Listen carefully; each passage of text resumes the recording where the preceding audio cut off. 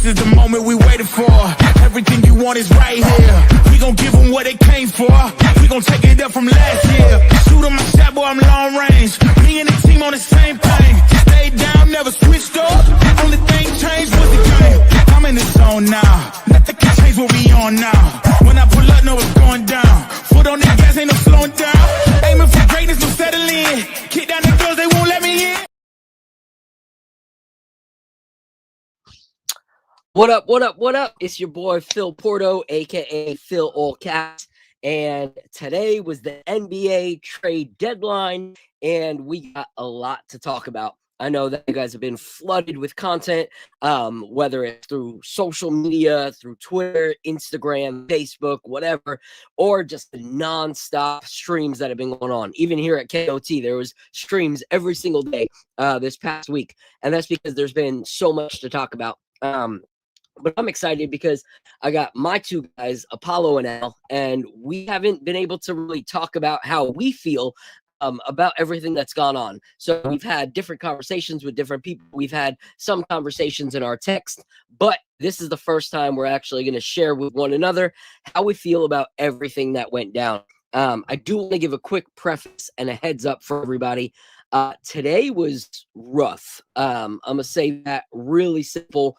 And really easy. Last night, my computer completely crashed on me, stopped working, would not charge, would not power up. And for those of you guys that know, this is my livelihood. This is my career, is working on computers, editing photos and videos for a living. And so not having a computer is a huge thing. Not a luxury for me. It's a career. It's how I pay my bills. So I spent mostly all day at Apple trying to get it fixed. It's going to take at least 5-7 days for them to let me know if the repair that they tried to do worked or not. Which is why you see that, you know, the look of our thumbnail for tonight does not look like all of our other thumbnails, because I had to have ChatGPT help me create something real quick so that it can go live. So I'm saying that to let you all know that I am rocking right now on a 2015 MacBook Air that is my wife's. And it might not actually stand the test of time for this episode. So if I cut out, if I lag like crazy, I'm gonna have these guys hold the front, hold up the fort for me while I'm able to try and get everything back. So without further ado, I'm gonna bring up my guys so that I can actually, you know, get this whole thing set up still, because I don't have anything entered. I just realized it wasn't even streaming on Twitter until right now. So I'm going to bring up these guys as I try to get it put up to Instagram. So without further ado, here's the co-host with the most and the fine young man that is our panel, Mr. Al from Harlem and Apollo Reed. What up, boys? Yo, yo, yo, yo, yo. Apollo, you on mute. Rookie mistake. Here we go. Do it all the time. Do it all the time. It's actually like a rite of passage at this point. But what's going on, man? How's everybody doing? You know what's awesome? Is like you are the gift that keeps on giving. Like, you know, we don't need to have picks. We're always having rookie of the year mistakes with Apollo. So yeah. Rookie of the year mistake on that one. As long as he keeps muting the mic, we don't need picks. You know, forget them picks from Mikhail. We got the rookie right here every year. Listen, man, I'm here. Yeah. Rookie How's of the week, year, boys? Go ahead, Al. You go ahead. Talk to me. Week's been good, man. This is my last week at work before I start my parental leave. So I work tomorrow. I'm just gonna work from home tomorrow, and then after that, I'm free, man. Full-time dad, and have more time to dive into all things Knicks. So looking forward to it. Congratulations, awesome, man. Congrats. Thank man. you. I love Congrats. it. Thank you. Yeah, man. My week was pretty cool. Just, you know what I mean? Actually, I lied. It's been snowing crazy in Charlotte, yo. It's crazy. We got, I think, 13 inches of snow last weekend, which was like the record high since like 2004. So I've been doing nothing but shoveling snow, and it snows again. It snowed again like today actually. Really? Just a lot of snow. Yeah, it's I don't know what's going on. So yeah, That's crazy. I've been shoveling a lot. So that's pretty much it. So Oh, that's crazy, bro. My brother has and my mom live right near Apollo, so it's been crazy, seeing all the pictures of the nonstop snow that's there. And then if that wasn't enough, like I said to you guys backstage, unfortunately, my grandpa passed away. My wife's side of the family, and the family went up to visit.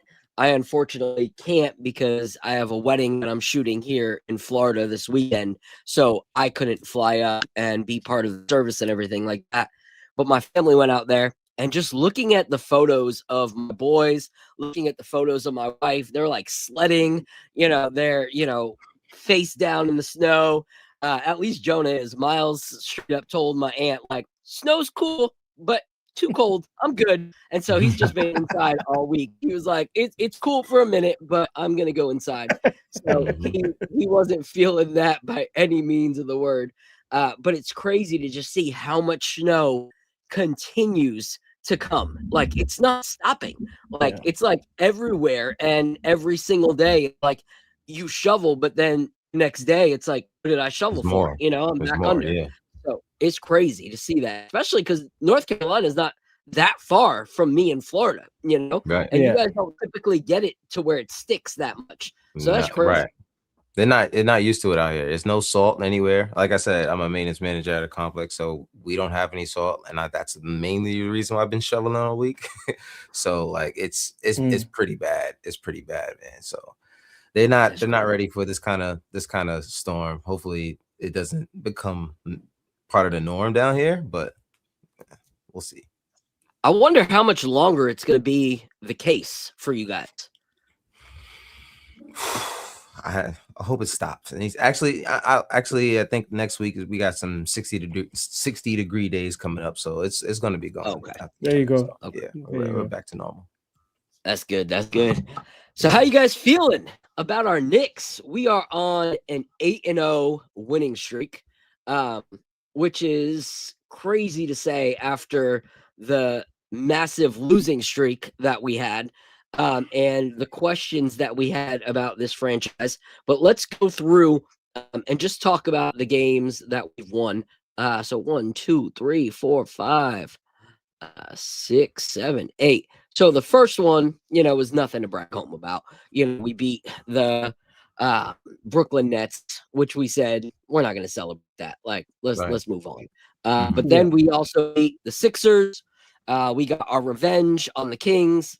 We beat the Raptors, which was a good game. Then we beat the Blazers by 30.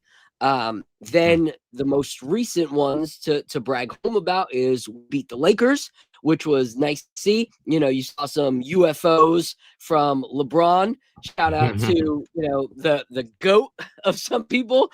I love watching him play longer and longer because now I don't have to debate that he's not the GOAT. He's doing it for me. So shout out to LeBron. Then we beat the Wizards. Who really cares? But then last night, I don't know if it was on the last episode that we talked about, but I said, for me, I don't want to celebrate too early.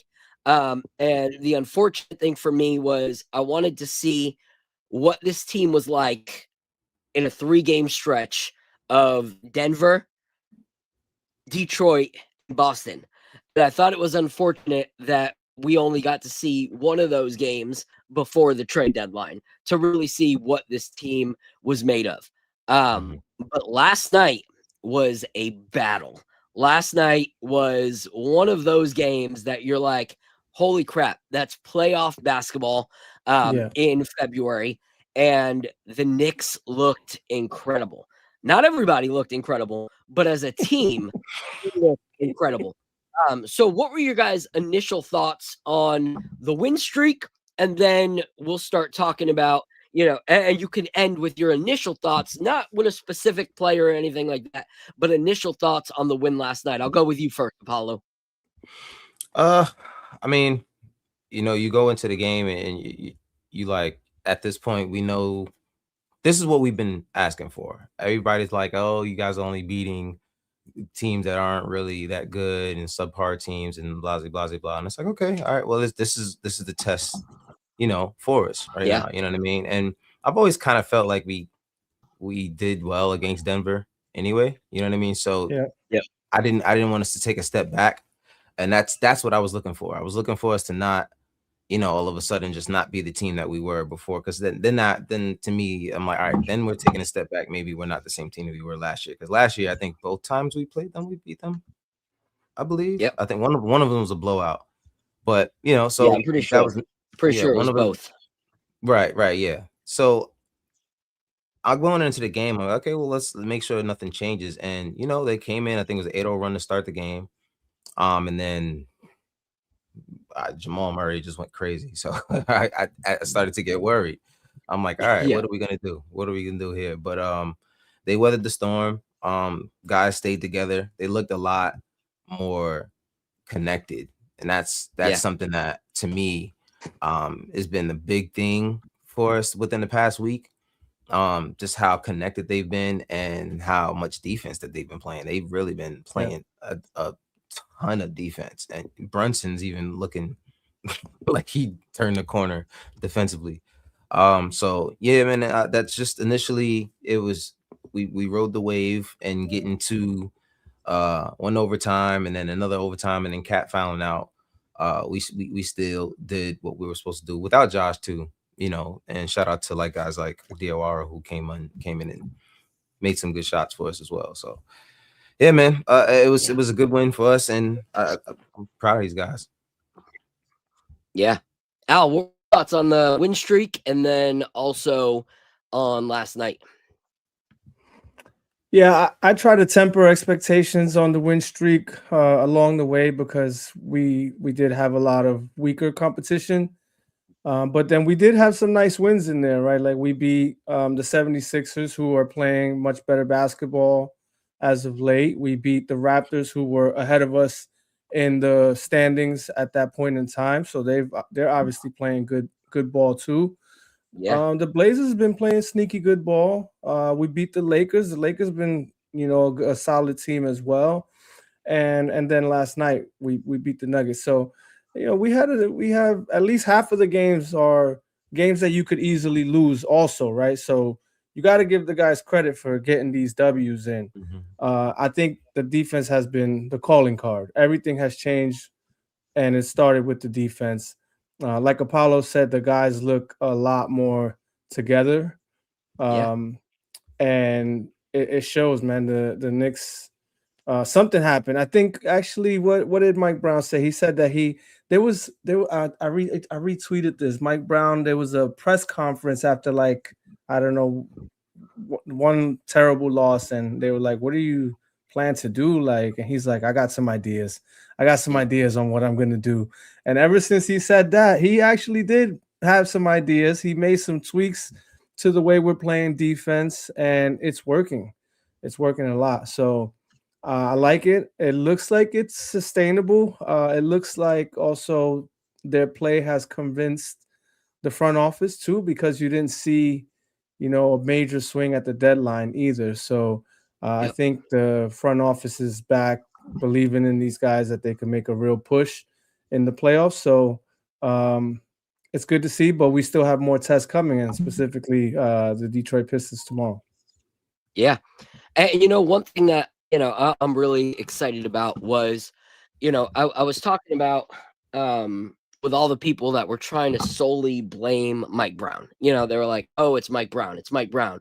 He's got no system. He's got no this. I'm like, listen, gotta give it. First of all, you got to give it time. Second of all, you can't only put it on the.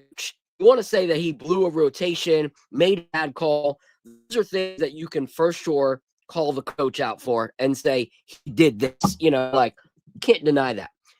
But the hustle and the missed, blown defensive coverage or the horrible shot selections, you can't put that on a coach. That's just something you can't do. So I was just like, guys, stop blaming this guy. You can't blame this guy for those things. You want to blame both? Fine. Make it a conglomerate we all just suck, but you can't just put it on the coach and excuse the players. And so many people were like, oh, da da da da da. No, it wouldn't be like this if if Tibbs was still here and all this stuff. And then you start seeing the players taking responsibility. You start seeing Jalen Brunson saying, we got to play better as a team. You see guys like Mikal Bridges saying, maybe I was too prideful and I needed to allow myself to be coached. Like him, all these guys are now saying, hey, the responsibility's on us. And then now you start hearing guys like OG, guys like Landry Shamet saying, I'm thankful for Mike Brown calling me out. I'm thankful for him coaching me. I'm thankful for him so you're starting to see that the narrative of blame Mike Brown was not the case, And so what I respected about Mike Brown, though, was what you said in that post-game conference. You saw so many comments going, oh, yeah, you're just saying that because you don't have anything to say. But no, like you don't always have to just put out your business there, And so I give it credit to Mike Brown because it looked like not only did the players take responsibility, but he's kind of adapted the system. Like the system still has the basis of what he wants it to be, which is draw defenders in and then kick it out. But it's not having to be nonstop fast pace. Like these last few games you watch, there's not a lot of running and gunning, but there is a lot of selflessness and passing the ball until the open player is there for the shot, looking for other people before looking for your basket. So it looks like there was a compromise on both ends, players and coaches saying, okay, how do we do better with what we have here and make this work so that it's not one or the other. It's let's meet in the middle and make it happen. And I'm seeing the compromise on both ends, and it's so promising to watch. So what are your thoughts on that? But before we do that, let's give a shout out to everybody in the chat. Shout out to my guy Carbon Intellect. Appreciate the condolences. Seriously means the world to me. Who else we got in the building? We got State up in the building. Shout out to State for being here. Shout out to Wolverine 1986. The trade deadline came and went, and Knicks failed to acquire Zion. I'm totally okay with that. But we'll talk about the trade deadline in a little bit. But are you guys seeing what I'm seeing when it comes to the compromise of let's keep the trajectory of how we want this offense to run, but it doesn't necessarily have to be this is how I've done it before, I'm going to do it. And then also a compromise from the players, because you see Jalen, like last night, was able to still be Captain Clutch, but he was also able to be a lot better of a facilitator, defender, and everything, playing alongside of his teammates instead of playing, and now I'll include my teammates. There's not that separation. So what are your thoughts on that? Al, I'll go with you first. Like you said, it takes two to tango, man, because the coaches come up with the game plan and then the players have to execute it.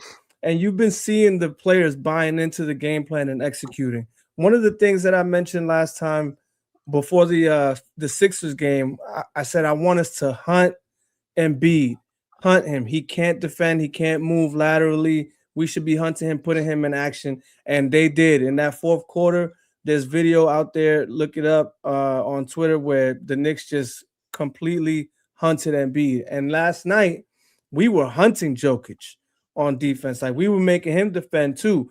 And again, he's not the best defender. So I like seeing that. I'm tired of being the hunted. Like I feel like all these teams always are hunting Brunson and hunting Cat, and you always find them in action. And now we're doing the hunting, and that feels great.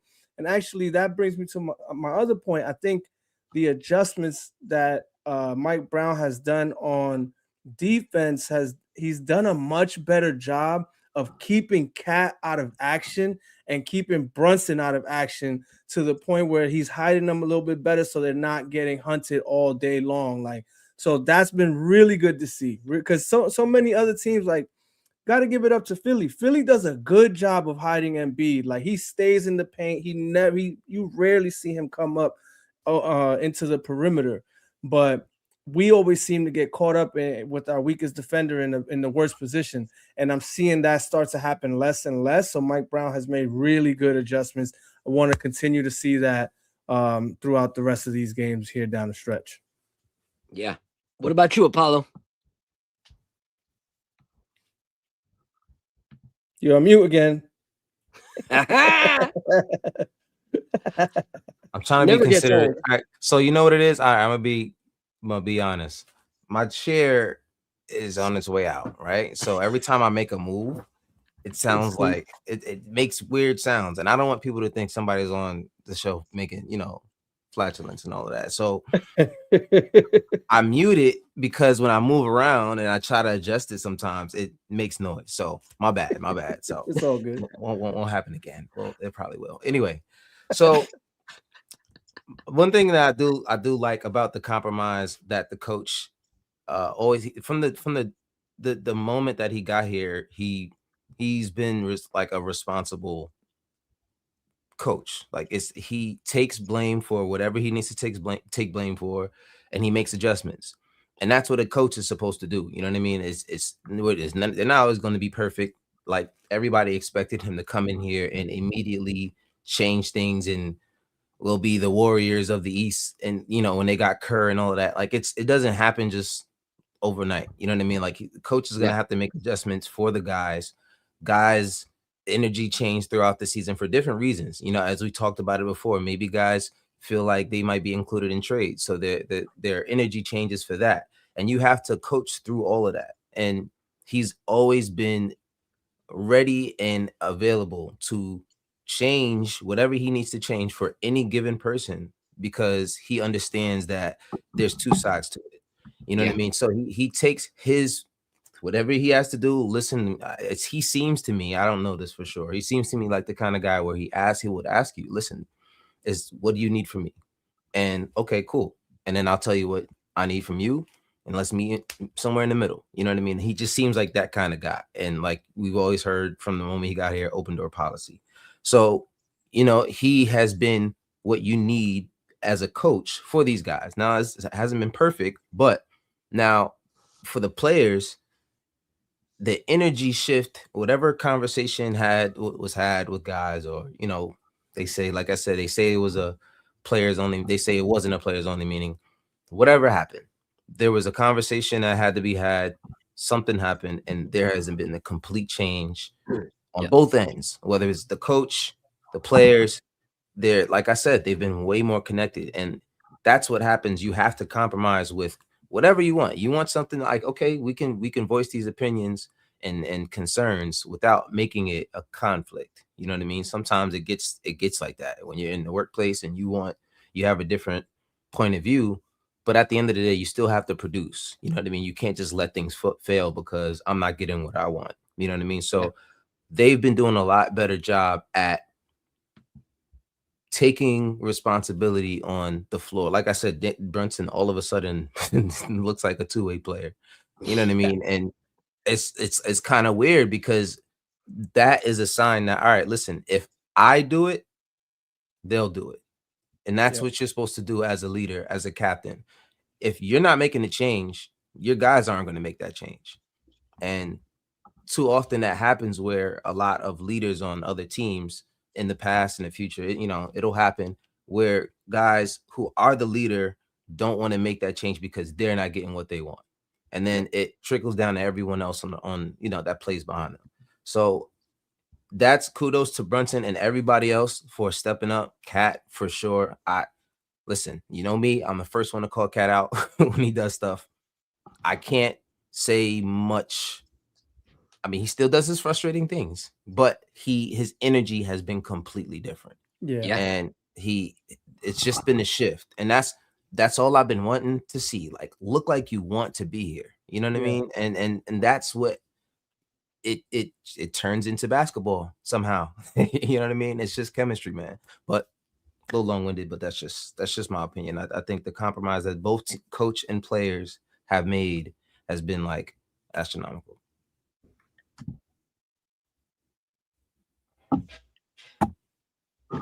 Yeah. So I went to unmute my mic. This computer is so slow. I pushed it right in there. The whole time I'm going like this was me waiting for it to unmute.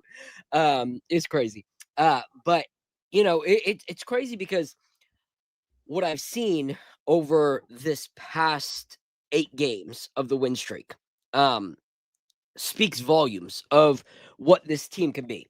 And last night to me was the test.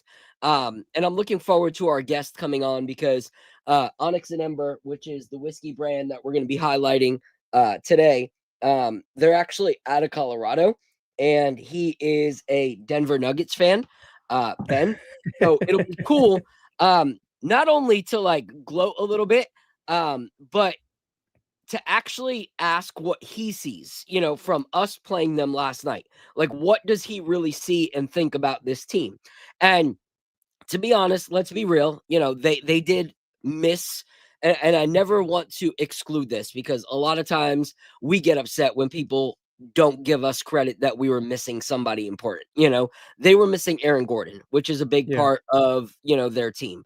But I also think it pans out pretty fair since we were not just missing Josh Hart, but we were also missing Miles McBride. So you add those two together and the productivity and points that you would get from those two players, and the effort that you would get from those two players is similar to the effect of what we would see from Aaron Gordon.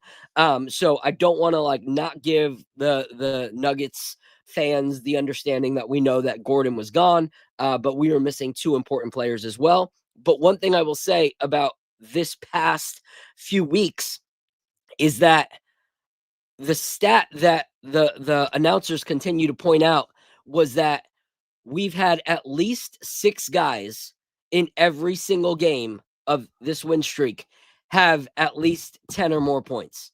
At least 6 of our guys. And even with McBride and Hart out last night, we still had 6 or more guys with, 10 or more points. Which is really cool to see because it's showing the distribution of the rock on this New York Knicks team that we don't necessarily always see. And so I'm ecstatic to see that because it just shows that there's promise and that there's things that are developing. And last night could have been the test of time where it could have just been the Jalen versus Murray or Jalen versus Jokic battle. And yes, Jalen got his with 40 plus points, but there was still that team effort that actually won that game. And so that's extremely, promising. And I'm ecstatic because, like I said, Ben Rosen's going to be here. He's in backstage right now. And we're going to talk about the game last night since he is a Nuggets fan. But I saw this post, and I want to play that first because this is going to be my run it back clip real quick.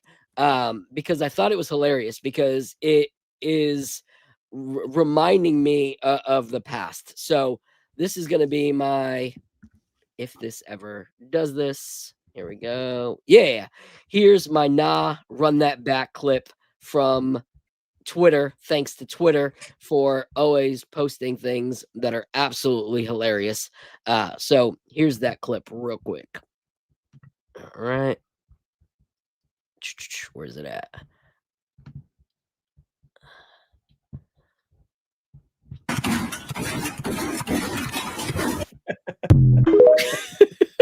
And if you missed the title of that, that's Julie. It was thinking that we don't have to watch Julius Randle for 24 seconds. The shot clock.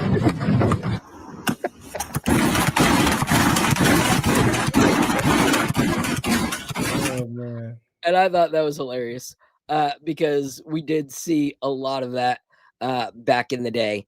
And so without further ado, I'm going to bring up Ben to the stage so we can talk a little bit about the game yesterday, because it was an important one for me.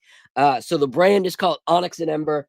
I'm ecstatic because let me tell you guys, I first found out about them through a friend that sent me a bunch of samples and was like, yo, check this pick out that we did locally. And I was just like, all right, why have I never consumed any of this brand?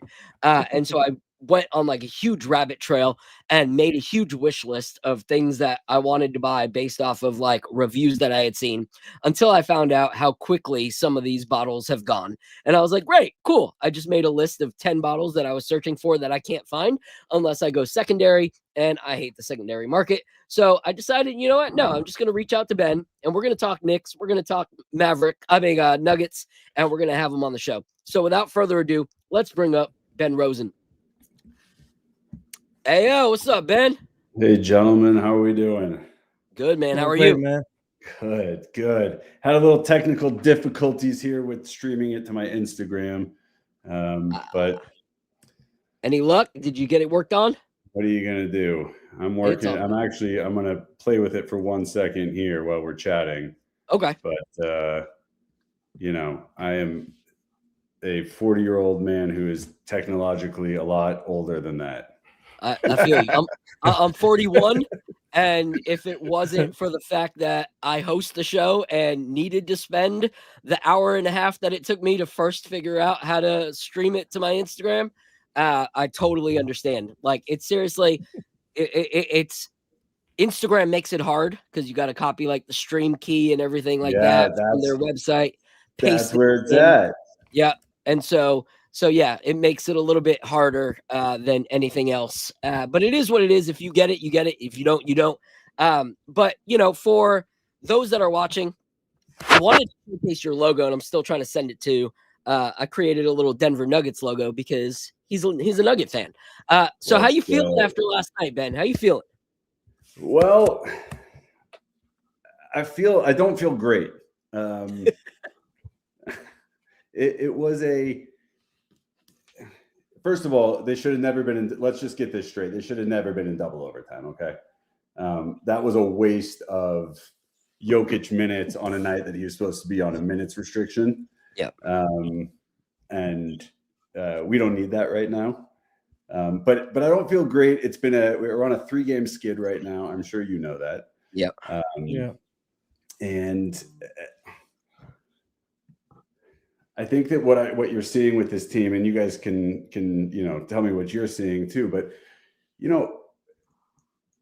this team has to be complete in order for this team to go anywhere. And in the West, when now you're looking at what Oklahoma City just did in the trade deadline, and you're looking at San Antonio, who doesn't necessarily scare me that much, but we're gonna have to be a fully healthy team in order to make a run. Yep. And like I heard you guys talking a little bit about Aaron Gordon right before, right as I popped on, and missing him. And then you have Peyton Watson who goes down. You had Christian Brown who's not playing. You had Jokic who wasn't playing. Like, there's not a lot of continuity with this team right now, and you can see that, right? Like, you could see last night that they were just, at times they looked good, and at times they looked absolutely awful. And I know they were coming off of the night before, playing in Detroit, making a comeback from, I think, like 17 back to within, I think, 3 at the end of the game.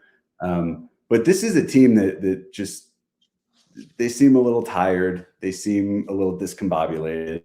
And so I don't really care if they are the 2 seed, the 3 seed, the 4 seed, the 5 seed. I don't really think it matters as long as they get healthy. Because otherwise it doesn't matter. You know what I'm saying? Yeah. Yeah. It's crazy because I live in Florida now. And for a long time, just because I wanted to see the Knicks and I just love the game of basketball, I had season tickets to the Orlando Magic when Aaron Gordon played with them, and Aaron Gordon was the kind of player that I continued to say that I wanted on the Knicks, because he's the kind of player that never wants to settle for where he's at.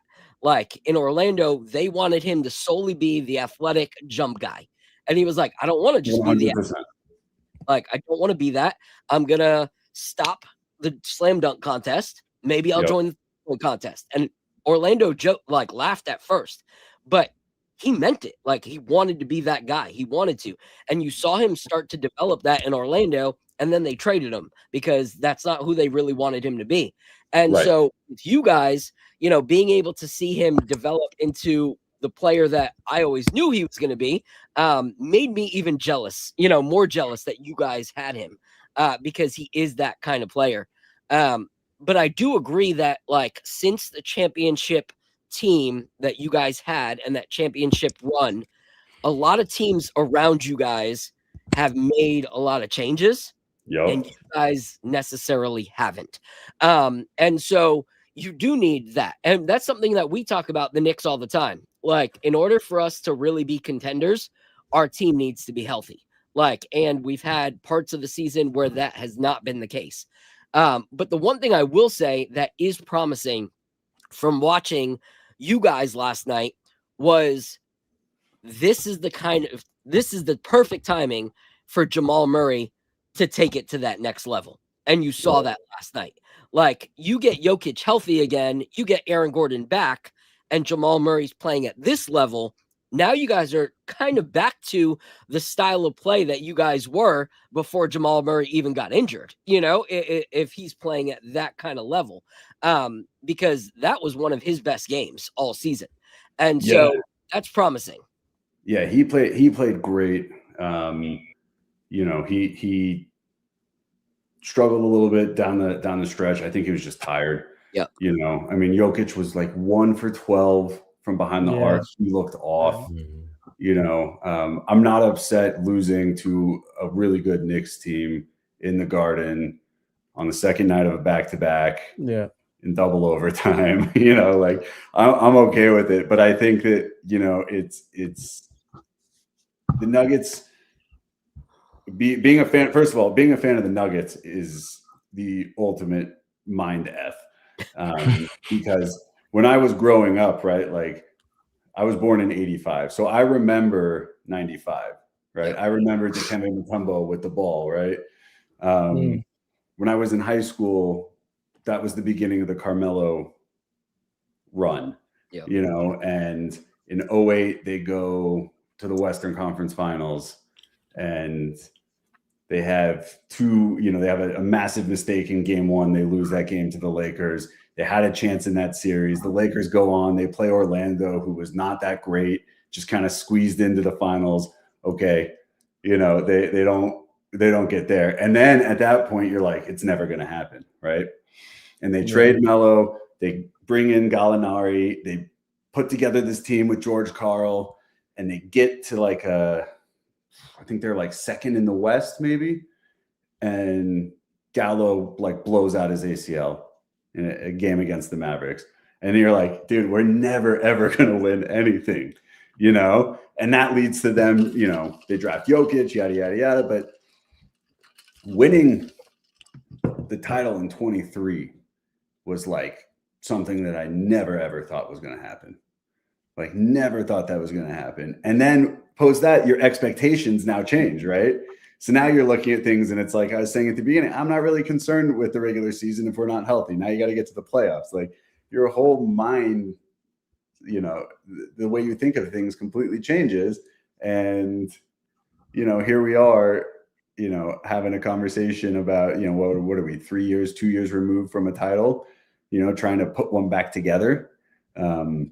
It's crazy. So it's a crazy time to be a Nuggets fan. And you sometimes you got to take a step back and be like, like after last night's loss, where you're like, damn, like we could have had that one. You take a step back and you're like, okay, like chill out. It's okay. Look where we are, Yep. So real quick, I want to tell you that I feel no sympathy for you. Okay. I totally understand. And I felt that way as I was saying it. I was like, man, I did not sound good.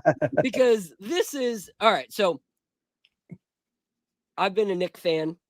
I was born in 84, so a year before you. Okay. Grew up in the city, huge fan. I've never seen anyone win anything. Like we have not won anything in my lifetime.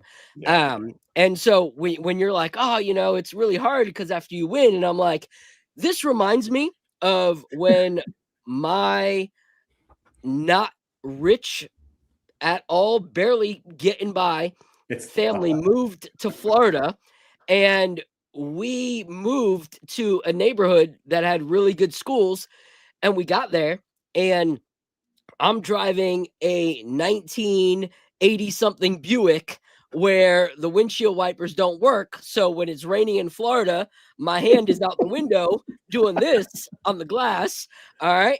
And I'm sitting next to kids that are complaining that their parents got them last year's Mustang and not this year's Mustang.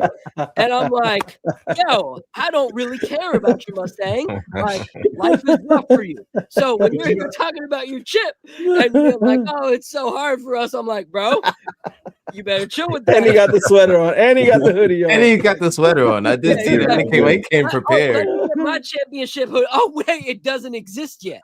Yeah, right? I would trade places with you. You know what, though? I'll tell you what. You're absolutely right. And like, I lived in New York for a couple of years back in, I don't know, like 08 through 10 or something like that. It's an awesome city that supports that team. I mean, Knicks fans are the best. And it's crazy the down years that you guys had for so long, but I feel like it's like right there for the taking. You know? And I think this year is there for the taking. I mean, I think that you've got a Boston team that's overachieving without Tatum. And I don't know what they're going to, I don't know. I mean, you know, maybe he comes back, maybe he doesn't. You know, you've got a Detroit team that I still don't really believe in. You know, I think that they're good, but I don't think that when they get into the playoffs that they're going to be much. Like, I feel like it's there. You know, I feel like this is one of those years that you could, you know, you got rid of Tibbs, which was necessary because everyone was gassed and hurt. And you know, like it's a year to make something happen. But I don't think that team's going anywhere for a while anyway. Yeah. By the way, since you mentioned the Pistons, they are currently losing 82-66 to the Wizards at home. Wow. And that's are they missing anybody tonight? Are they like holding anybody back for tomorrow? I think I think they're probably just looking ahead and just a sleepy spot, right? They're just looking ahead to the Knicks game. But Cade is playing, so it's crazy. All right. I mean, I think they came back off of beating us. They beat us 2 times in a row here, like a home and home. It's a tough team. That'll be a good test for us tomorrow. So to the 150 plus of you that are currently watching, we appreciate you guys all. If you guys can, if you're on Twitter, hit a repost. If you're on Instagram, reshare the feed and everything like that. Shout out to Walter White in the building. Shout out to Sadoberry. Is that Sadoberry? Don't know how to pronounce that, but Sadoberry, appreciate you too. But before we start talking about some whiskey, I want to look at, based off of what you said, what Jokic said. Actually, we'll go with what Coach said, because the coach was really, really cool to hear his reactions to the Knicks. So let's go here. Where's that? All right, here we go. Yeah, Brunson just keeps hitting tough shots over him and I guess everyone else throughout the night. Did you feel like you guys did pretty decently on him sort of collectively throughout the course of the night, or how do you do that? Yeah, like I said, it's a tough one. They went to the shooting lineup, and so if you're going to bring a secondary body and you don't contest the pass well enough, it's a swing, and it's Landry Shamet standing in the corner. So sometimes, with a great player, even the really tough 2, you feel like you're in the flow of the game because it's not, just a huge 3 made on the weak side. It's like our guys or any great player in the league. You're kind of damned if you do, damned if you don't, and you're hoping, if you're just up by 2 points at the buzzer, then you did enough. So why is that not stopping? Still playing. What's happening? All right, there. All right, man. This computer is so slow. So, what I liked about that clip was this is a championship pedigree team that we played against, and a lot of teams, no matter what, have excuse after excuse when you listen to a head coach. But this year, it's been cool to see, coaches give Jalen Brunson the acknowledgement for being the great player he is. But what I loved so much about this one was even the bench guys like Landry Shamet are huge contributors to what we're seeing right now with the Knicks. And it's those guys that back in the day, we didn't feel like we had players that Jalen Brunson can kick it out to, and confidently feel like we were going to do damage and see any moves being made. So it's cool to see the progression of our bench and the contribution of that bench. And the fact that we, like you said, now have a coach that's willing to utilize that bench. Even with Josh Hart and McBride gone and bench players being in our starting lineup, he still played 6 bench guys last night and was utilizing them with wisdom, taking out Jalen Brunson in important minutes to put in McCullough in for his defense, knowing that it could turn into a transition thing where Brunson's not on, the offensive end, but trusting in the process, trusting in the young guys, and being able to see all that happen. But we're going to transition real quick before we talk more about the Knicks and more about the game. We're going to have Ben talk a little bit about Onyx and Ember. It's unique. One thing we talk about all the time is the fallacy of brands only having to be and create from Kentucky is a long forgone myth of the bourbon world. You guys are coming all the way from Colorado. So tell me a little bit about your brand and your transition into whiskey. Yeah, man, I appreciate that. Onyx and Amber is a cool project, and I say the word project because that really is what it is. It's a passion project for us, and I was really heavy into learning about whiskey and stuff maybe, I don't know, 10, 12 years ago.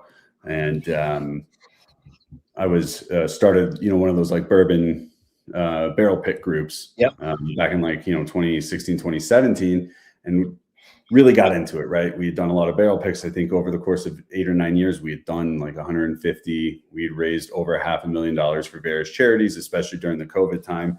And things were really good. But what I did was right around 2018, I started using whiskey barrels as an alternative investment. So I went out and I bought a bunch of whiskey barrels, and we left them in Colorado with a friend who owned a distillery here. And it was kind of hey, maybe these will appreciate over time. And if not, we're going to have something really good. Right. And so in the COVID time, I'd go back and I would taste those barrels, and there was something going on there.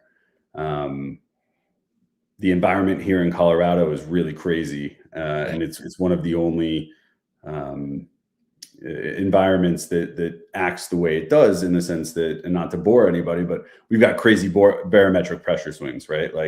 Today it was 62 degrees almost all day. Last week we had a snowstorm. Sometimes it's 40, there's a 40-degree swing in 25 minutes. This place is nuts. Every time that happens, the whiskey and the wood, they interact. We're creating a chemical reaction here. It's doing some really cool things to the barrel. So I started to learn that a little bit. And at the same time, during COVID, I had kind of noticed, and coming out of COVID, that the experience in picking barrels had really gone downhill. And really not necessarily a fault to anybody, but a lot of the things that people did during COVID, they kind of stuck with. So it was hey, you want to go to X big distillery in Kentucky? Hey, we can't take you right now. We're going to send you 3 samples. You pick from those 3. Those are your 3 choices. Game over. You either take them or you're done. And then that developed when they started opening back up into hey, we're going to do the same thing here. You got an hour. Here's 3 barrels. You got to pick it. If you don't like anything, we're not going to find anything else for you. You go back to the end of the line. And so it just didn't feel great. And I started to kind of think of, if I ran a company or a distillery, what would I do? And so I started working on all the things that I really loved about my experiences over the course of that, 10 years or so, and just kind of put them into a non-distilling producer type of business model, because I don't know anything about distilling, right? I know how to pick a barrel. I know what I like. I know how to source barrels. Great. I'm going to stick with that. So I kind of put that all into my, plan here. and put that into Onyx and Amber. And then at the same time, those barrels that I had invested in 18 were turning like 10, 11, 12 years, and they were just incredible. And I was like, okay, now we're on to something else. Yeah. So I put all that together, this Colorado aging concept where you take something that's already established, right? 5-year barrel out of MGP, really good whiskey, right? Yeah. Mm-hmm. You let that sit for a couple more years here, it's going to be great, right? And so that was kind of like the concept was we take already established whiskey, we bring it here, we let it run through a couple of heat cycles in the summer, you know, kind of get that environment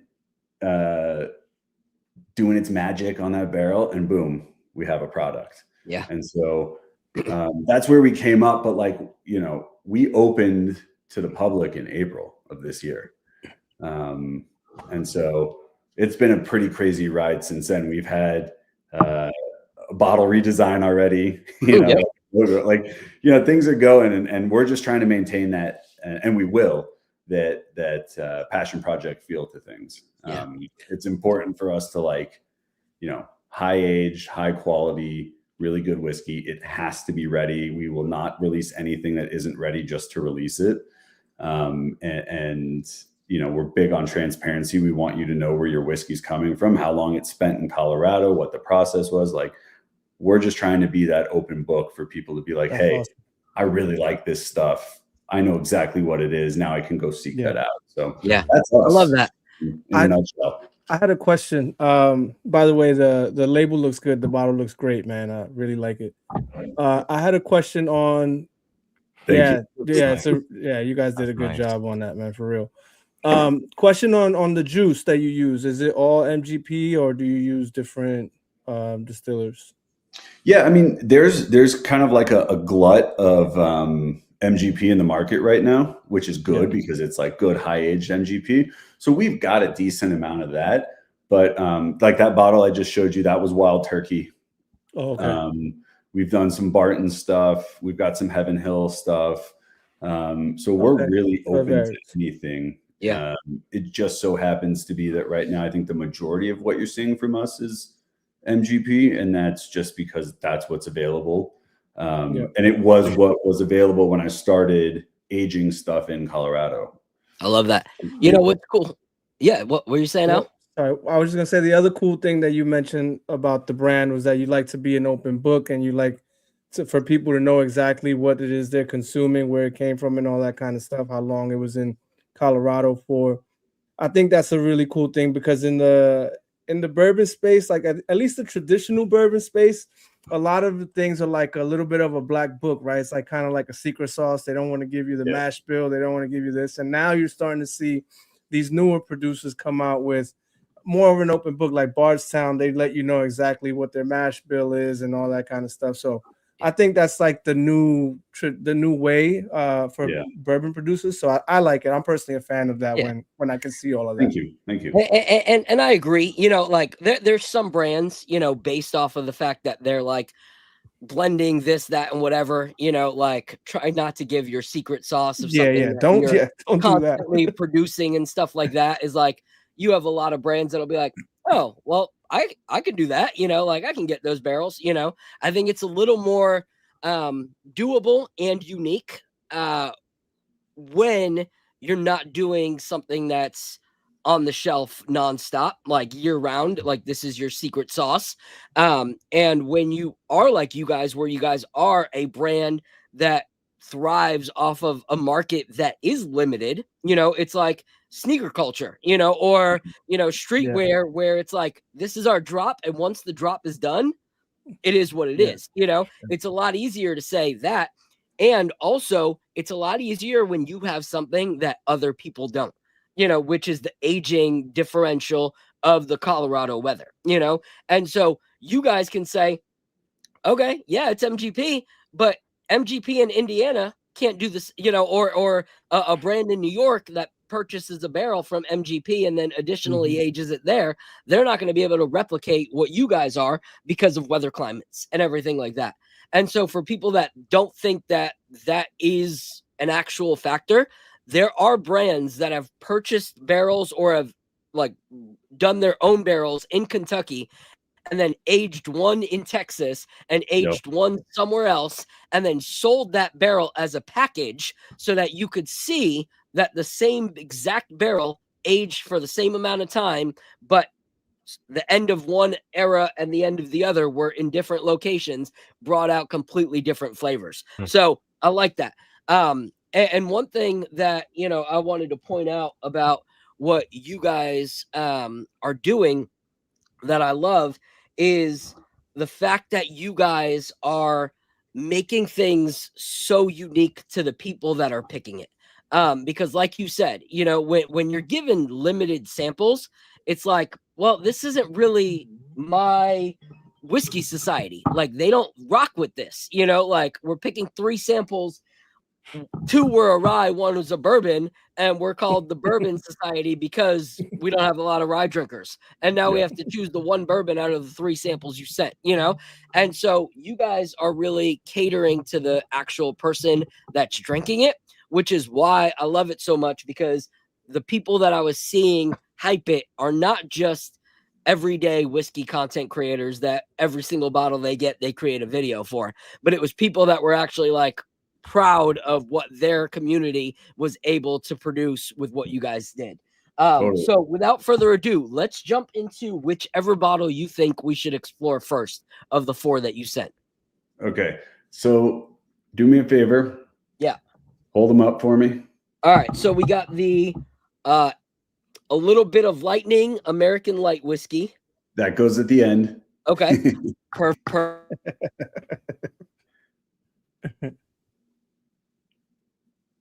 That's the rye. That's the straight rye. Yeah. You went on mute, Phil. You went on mute.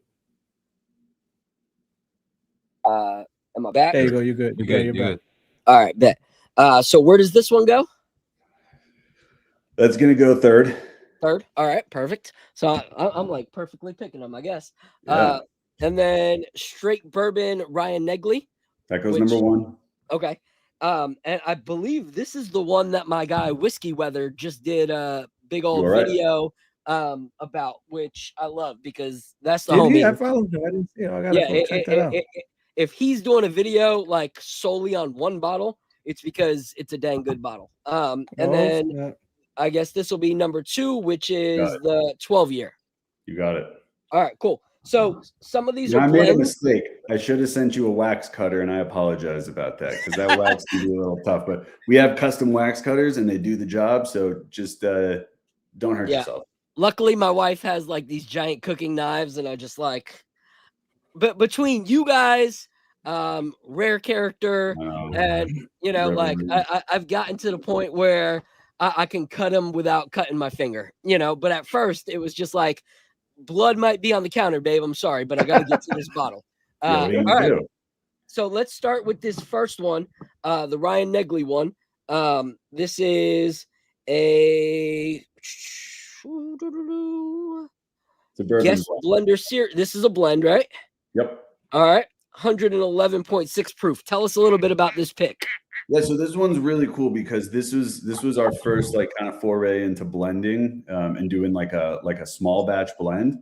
And it goes back to what you were saying earlier, which is like we're going to tell you exactly what's in this, and not that we're full of ourselves in any means, but like you can't recreate this because some of the barrels that Ryan pulled to make this blend had been aging in Colorado for over 3 years. And sometimes like when we have people come into the distillery to do a tasting, like we will taste them on a 6 or 7 year bourbon that's been aging in Colorado for 3 years and like a 10-year bourbon that just came in, and like you'll be able to tell the difference, right? Like there's something going on there. There's something kind of magical that's happening. So back to what you were saying, like, you know, this blend is from Ryan Negley, who is an award-winning blender. He won a bunch of awards for Boulder Spirits in Boulder, Colorado. And for me, Guest Blender Series is kind of like our ode to the guys behind the brands, and we're going to bring them in front of the brand.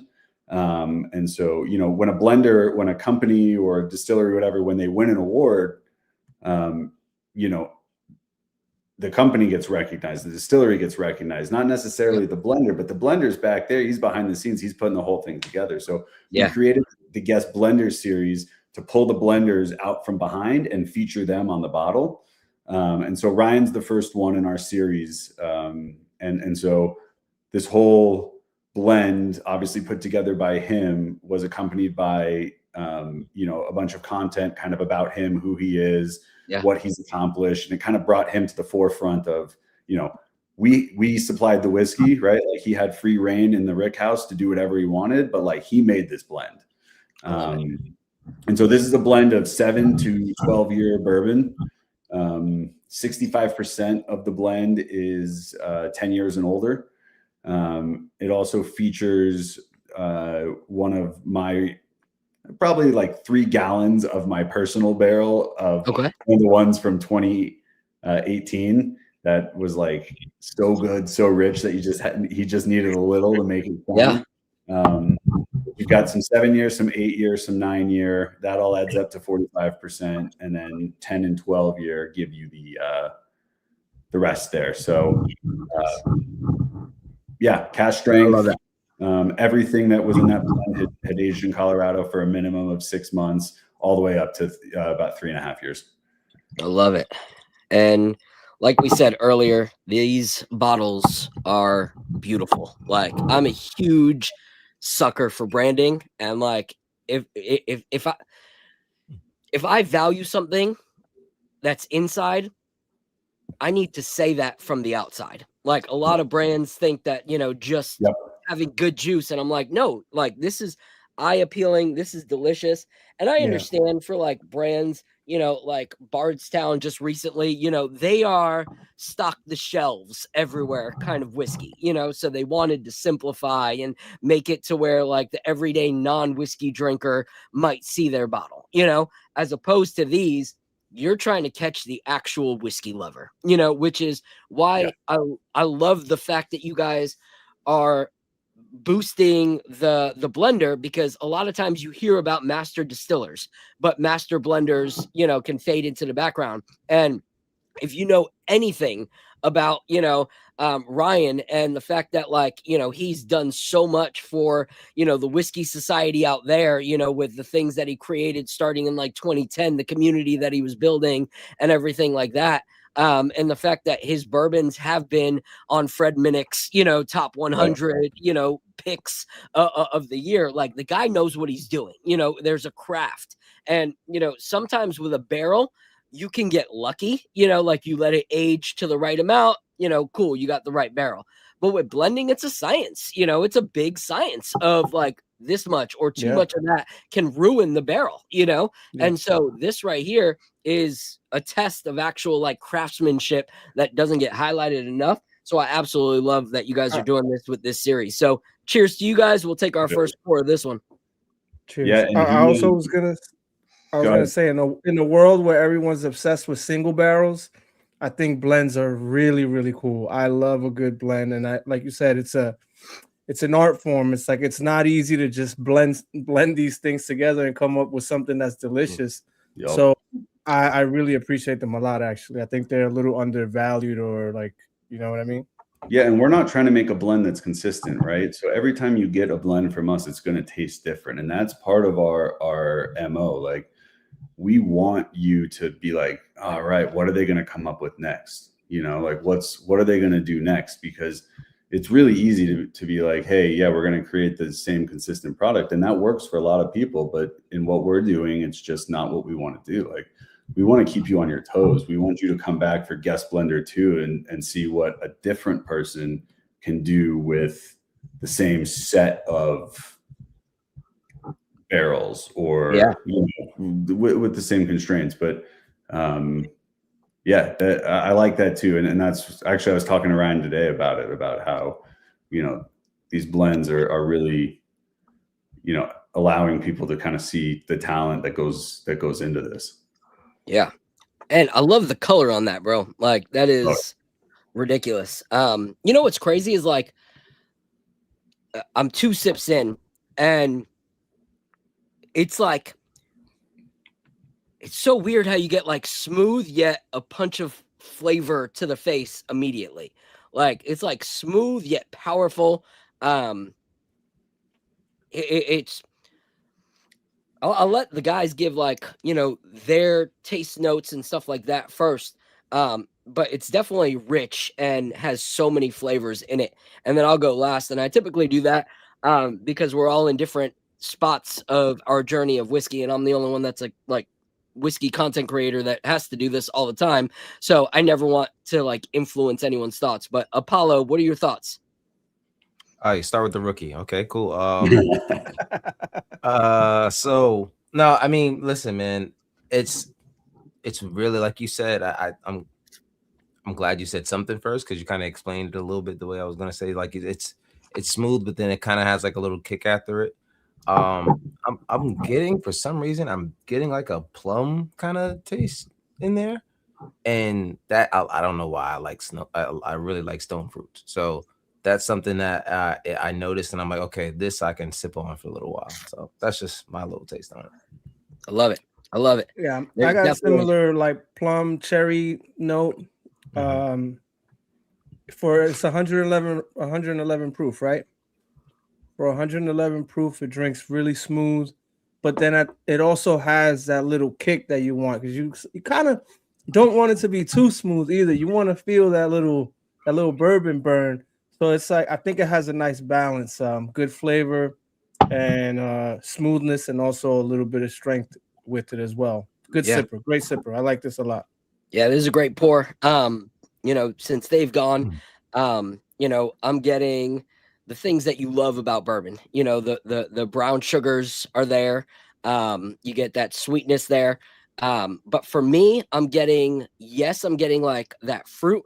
I don't know if it's plum, maybe something a little more tropical. But I'm also getting like hint of raisin. And I'm a huge raisinette guy. Like anytime we have a movie night, my kids are bringing me 2 or 3 boxes of raisinettes, and I get that kind of vibe.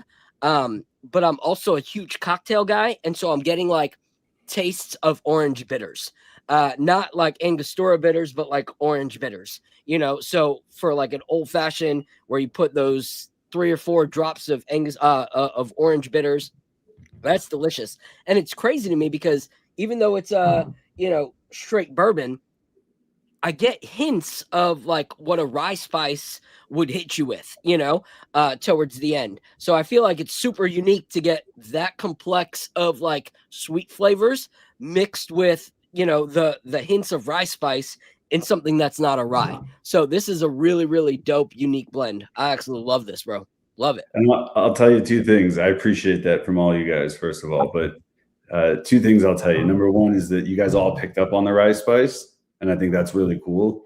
You know, it's a blend of 2 different mash bills from MGP. So the first one is 75 corn, 21 rye, 4 barley. They're low rye. The other one is 60 corn, 36 rye, and 4 barley. And so where you're picking up on that bit of a punch is because of that extra, you know, 15% of rye that you know, some of these barrels had in them.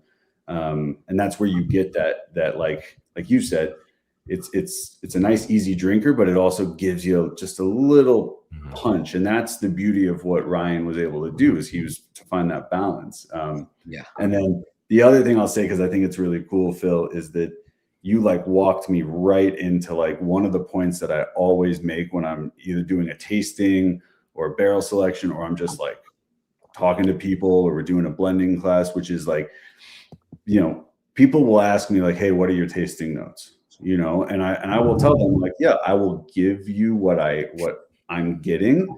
Yep. But like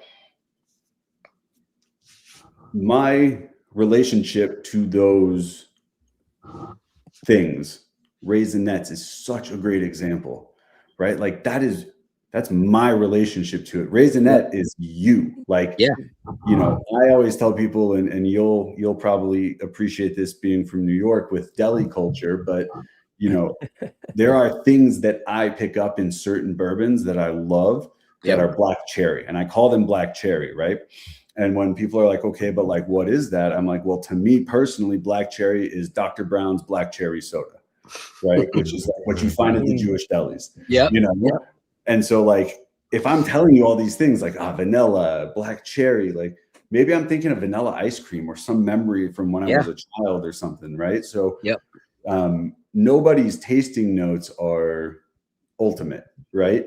Because we all experience things at different times in our lives, different types of things. And so, you know, all the way from like Apollo, you talking about like plum, you know, I've heard people say plum about this. I've heard people say mango, you know, like that's your relationship to it. Yeah.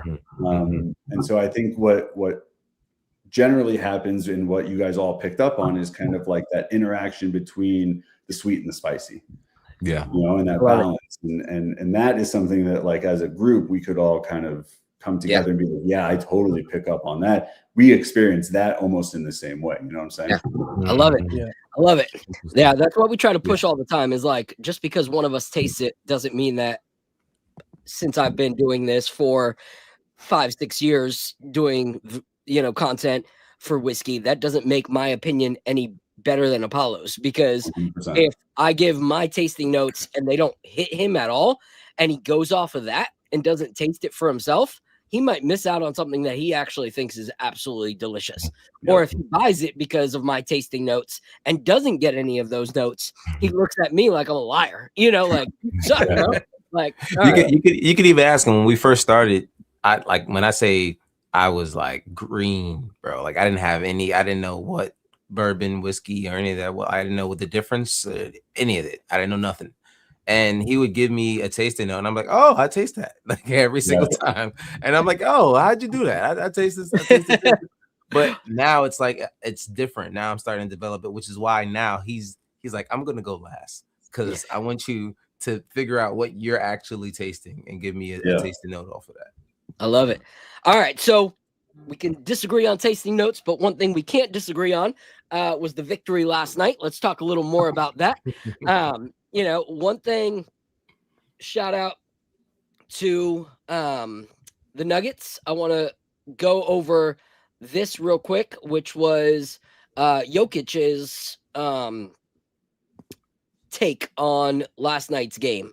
A little sneak peek on some of the other things we're going to talk about tonight. Your life harder, or does the best job with you? Depends of the night. You know, when it's like when I have a good night, then like any other player, I guess like there is probably people who's gonna make you miss a little bit less. But when you have like a tough shooting night, and Mitch Robinson was really good tonight, but I think it's really on offensive player too. You know, they can make you. So translation. Mitch is my daddy. Mitch is my daddy. Translation: Mitchell Robinson is a freaking beast. That's the translation on there. So before we talk about individual players and like, I want to get, you know, Ben's thoughts on, you know, what he saw as a fan of the other team.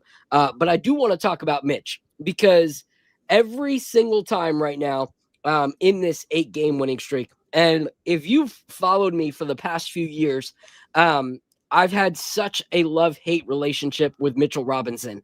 Not because I don't love his game, but because all I've wanted was availability. I've wanted him to be available. And when I said available, I don't mean that he has to play 40 minutes every single, you know, game of the season. But this is what I'm talking about. It was like, with Tibbs, it was either Mitchell Robinson's playing 30-plus minutes for 15 games a year, and then he's injured and can't play anymore. But now we're seeing less minutes, but more games. This is what I wanted to see. And so every time Mitch has played over the 7 games, one movie scene has come into my mind. And this, to me, is what we're going to see this summer. And interchange these two characters as Leon Rose and Mitchell Robinson. So I'm going to play this clip, and I don't really care. We don't really get paid anyway, so it's not like copyright infringement's going to bother me. But this is what we're going to see this summer when it comes to these two guys. So here we go. Jerry? Yeah, what can I do for you, Rod? You just tell me, what can I do for you? It's a very personal very important thing. Hell, it's a family motto. Are you ready, Jerry? I'm ready. Just want to make sure you're ready, brother. Here it is. Show me the money.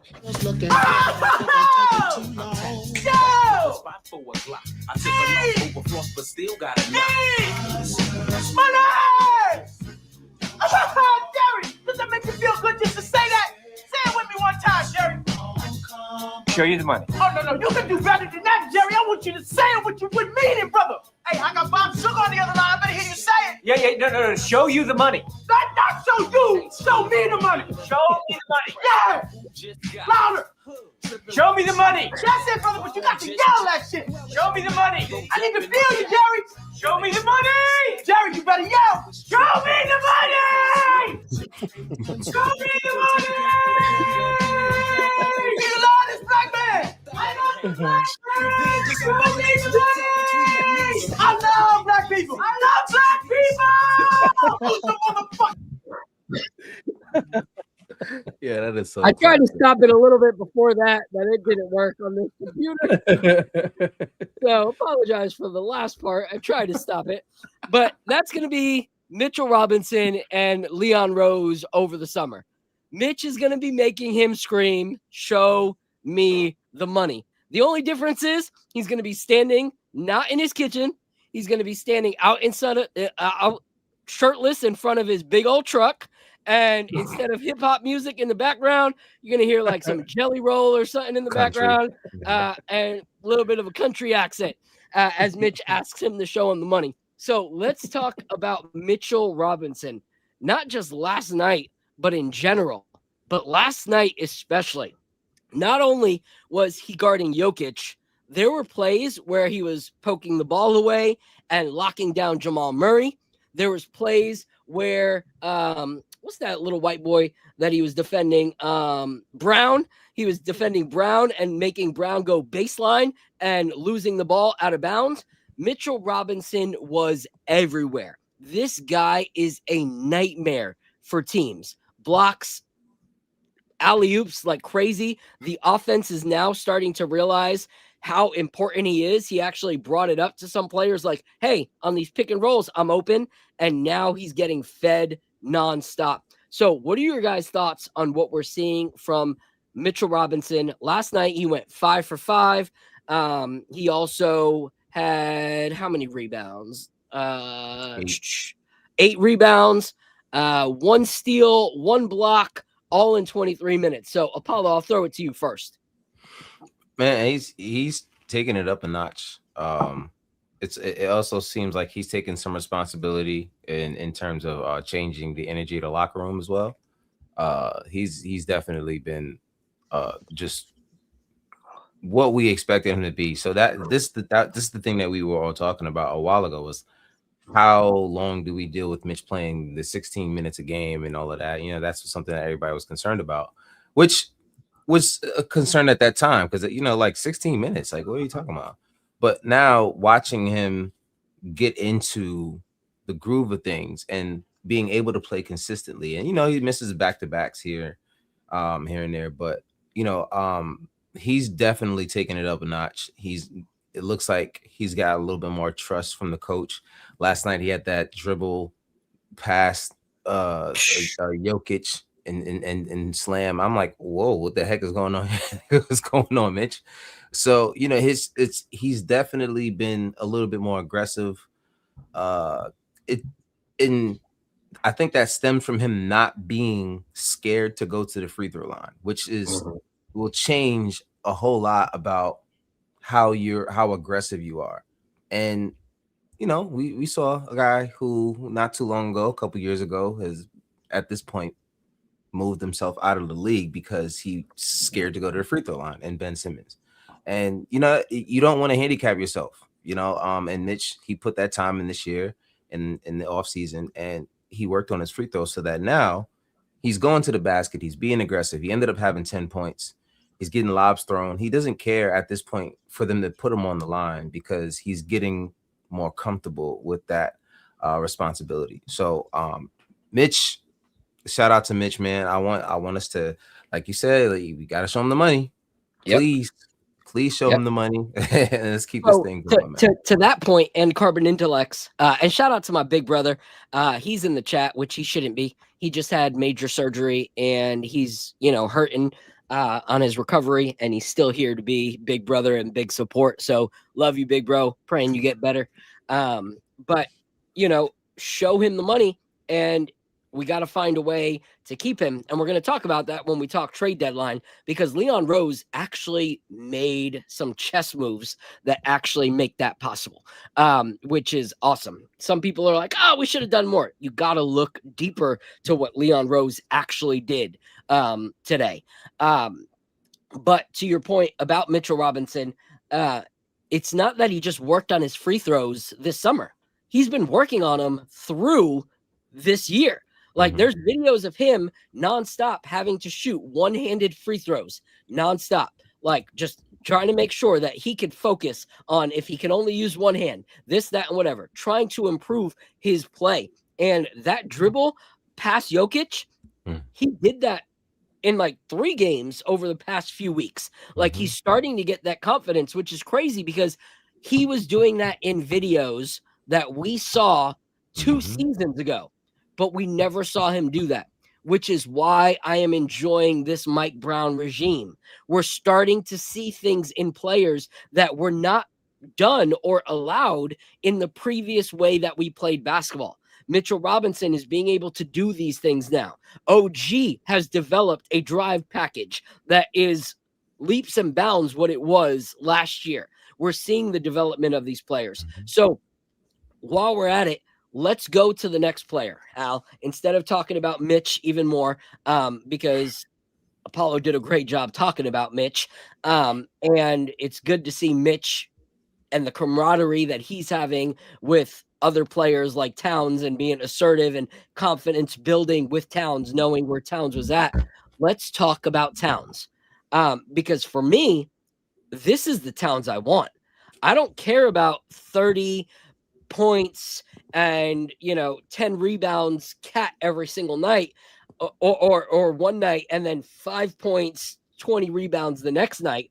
I would rather 18 to 24 points a night consistency from Karl Anthony Towns with 10 rebounds and so forth, that we can rely on him nightly, instead of this night he was reliable, this night he completely put us in trouble. So what are your thoughts on what you saw on Karl Anthony Towns last night?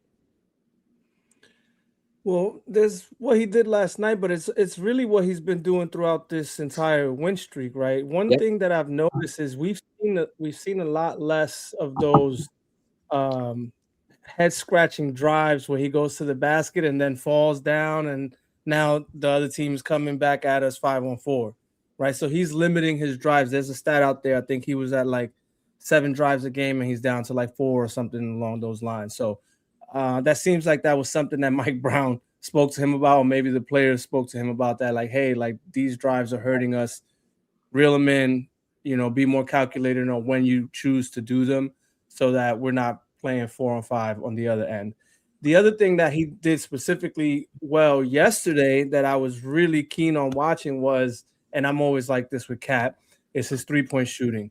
First of all, he attempted 6 threes. I need him to shoot 6 to 8 threes every game. There's no reason he shouldn't. And he made 2 threes.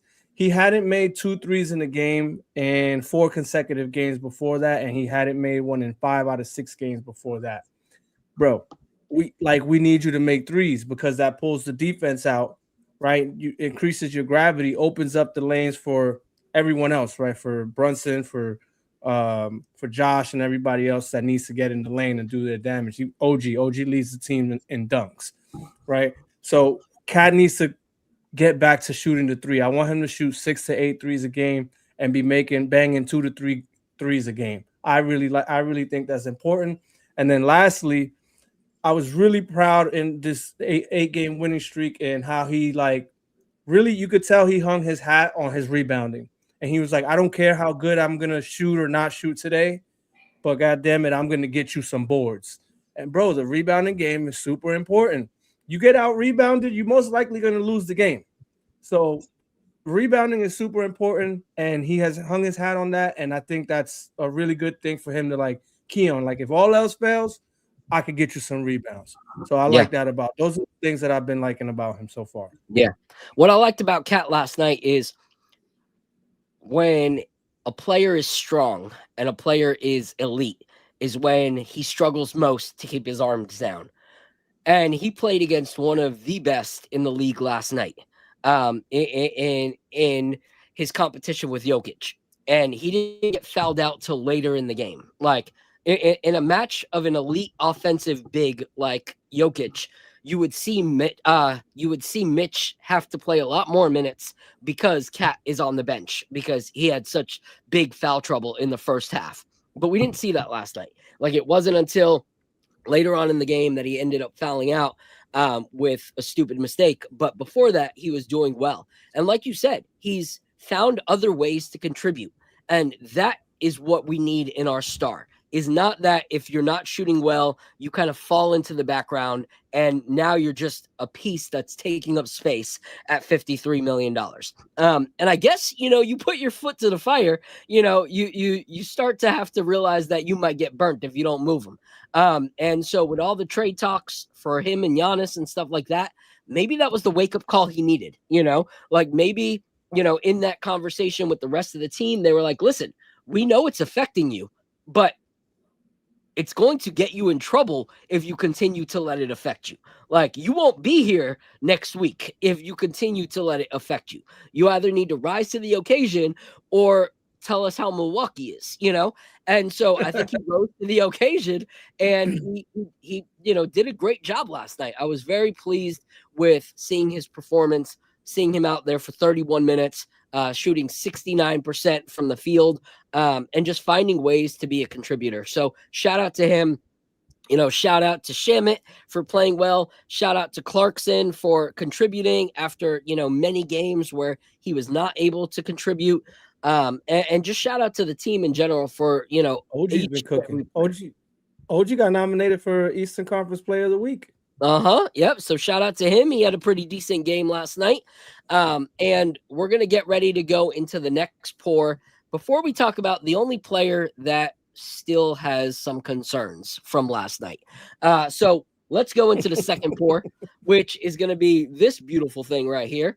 Shout out to the Denver Bourbon Hunters. This was one of their single barrel picks. Is that the one that's 108 proof? No, this is the 12-year. Yeah, 108 proof. Oh yeah, 108 proof. Right? Yeah. Okay. So is this your single barrel bottles? No, that's the that was the old line. The old bottle. Okay. That was before we got the makeover. You guys want to talk about a glow up? Look at this.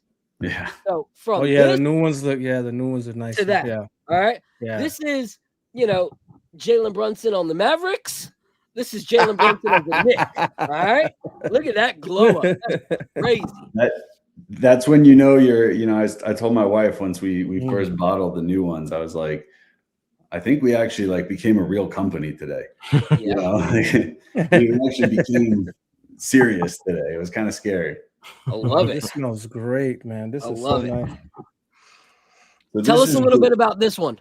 Yeah, this is cool. So at the time, nobody else, and still doesn't, had this particular run of barrels from MGP. I got them from a private seller of someone that I do business with outside of the whiskey world, and he was an investor in MGP barrels back in 2013, and was looking to cash out, and so I reached out to him. We were talking about something else, and I was like, "Hey, I'll buy them all, right?" And so what was cool about these is that these particular barrels, they actually spent, before they came to Colorado, they spent their entire existence at MGP on the very bottom floor. Okay. And what that does, right, is as you go higher up, right, you're going to have higher temperature swings in a rick house. Yep. When you're on the low floor, you're really consistent. Okay. Now that may not work great for a 6-year because it may not have enough time to develop. When you get up to 12 years, you're getting a really long time for those flavors to develop without it being super aggressive. So you're not going to get high tannins. You're not going to get, super high proof. You're actually going to get lower proof. And so we had this whole run of low proof high age out of MGP with like insane depth of flavor. And so when we brought them in, we were like, wow, we got to put these things out to the people. And man, they went over so well. We are like out of them. That's awesome. At this point, I think we just sold our last one, like while we were sitting on the show right now. I got to pop through. Someone took the last one. But man, they're unique and they're good. I love it. I love it. That's such a cool story. And you know, like a lot of people covet, you know, the top, you know, like the most heat, it's going to bring the most out of the barrel, you know, and that's because they want quicker turnaround, you know, quicker, you know, hey, we want to get these on the shelf, you know, like 7 years, let's put it out, you know, like as long as it's 5, we can drop it, you know, but there's something beautiful about the waiting, you know, there's so many times in my life, like I've learned the biggest lessons because I've had to wait, you know, the instant gratification wasn't the greatest thing for me and my family. So I love this and I'm excited to give it a shot. Yeah, this is patience, man. This is patience in a glass. And that's what we're all about. Like we are not going to put anything out until it's ready. I don't care, you know, if it's 11, 12, 13 years old, if it's not ready, it's not going out, man. Like it's not going to happen. I'm a sucker for age. I know just because it's older doesn't mean that it's going to be good, but I do get excited when I hear it's a 12. I'm like, all right, let's see what this is about. Yeah. When it's done right too, you know, that's part of this is that it just, you know, 12 years, you can screw up a 12-year as much as you can a 5-year, like you're saying. But, you know, when you get one that's right, you hit it out of the park. You know, this is one of those sippers. I call it a dangerous sipper because all of a sudden you'll be sitting on the couch and you'll be like, oh my God, man, like you're watching a basketball game. And you're like, oh my God, I just drank half a bottle. Like I should not have done that because it's like so easy to drink. You know? I can see that. That. This is amazing right here. So a word that I try not to use very often, when I like give reviews of bottles and stuff like that, is that it's crushable. Because I have a lot of bottles that I've opened, I've enjoyed, and since I get so many bottles, you know, sent to do reviews and stuff like that, after I did my review and shared it with like 2 people, it's still on my shelf like 3 years later, you know. But there's some bottles that you have it and you're just like, if I hang out with 10 people in the next month, this bottle is done. You know, like this bottle is done. And this thing is completely crushable. Like this is insane. So I'm not going to go first because I love it too much and I don't want to ruin it for anyone else. So Al, what are you getting on this?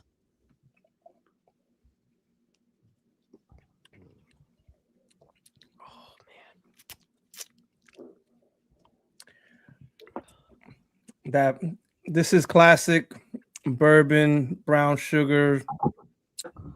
I get a little bit of the barrel, the age. It's going down pretty smooth.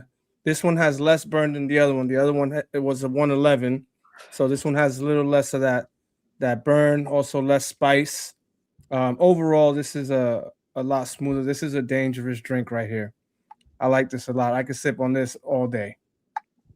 All right, Apollo, what do you think? I got this one higher rated than the last one that we did, just for those keeping count. All right, Apollo, go for it. All right, well, as I fill up again, you still got 2 more, just so you know. Listen, bro, I don't care. This is good. This is good, man. I'm getting like a butterscotch candy kind of taste from it. You know what I mean? And it's really, really smooth. And like you're saying, it's dangerous. It'll sneak up on you. And that's why, you know what? I might not sip too hard on this one. So I'm gonna calm down a little bit. But that's really, really good. What's this one called again? Because I just got, you know, it doesn't really say the name. This on is this the single barrel. Yeah, this is the Denver Bourbon Hunters single barrel bourbon. Gotcha. So this one for me is crazy. And I don't want to say it's better than the other because like I feel like the other one is more of I'm not going to share this with just anybody. because it's such a unique blend that for me, someone who actually loves whiskey needs to enjoy it. Not someone that just like is like, hey, what do you got on the shelf? And it's like, well, what do you normally drink? Well, whatever, whatever the bar has. And I'm like, all right, no, sorry, bro. That one's gonna be in the back. You can't really touch that one. But this one, and I say it more if I like had extras to share. Like this would be one that like if I would have tasted this before they were sold out, I would have like an extra 2 or 3 like behind it to continue to drink. This one is so really like delicious because a lot of 12 years, age to that, you get the oak, but it's more of a like burnt kind of oak type of taste to it. This one has so much sweetness from the oak. Like there's a lot of sweetness that comes out of the oak, but then you also get hit with one of my favorite notes in an aged bourbon, which is leather. Like I love leather notes of a whiskey, and I get that. And I get the sweetness that you would love from it. It's very the way it coats the mouth is really, really rich. But you also get like those sweet notes that you love. You get the vanillas that you love from a typical bourbon. You get the dessert creme brulee type vibes of it. But the thing that I love most about this one is that the finish lasts so long. Like it's not gone. A lot of bourbons that I, taste, I'm like, that was so good, but it was here and then gone. Like I can't continue to chew on it. With each sip of this, it lasts, but a lot of bourbons, when you give your tasting notes, the finish notes are so different, or one of those lasts, but everything else kind of dissipates. I don't get that with this. I get all of those flavors that I had in the initial taste continue to last until it's gone. So I absolutely love this. I would seriously give this almost. I got that butterscotch note that Apollo was talking about too. I got that one. Yeah. This is like a 9 out of 10, and I don't typically ever rate that high. But for a bottle and it's sold out too, of course, right? Yeah, of course. So for a bottle that I would share with people, they don't normally last that long. For like certain limited stuff like an Old Cassidy or like, whatever, something of that level. I'm like, okay, that's a 9.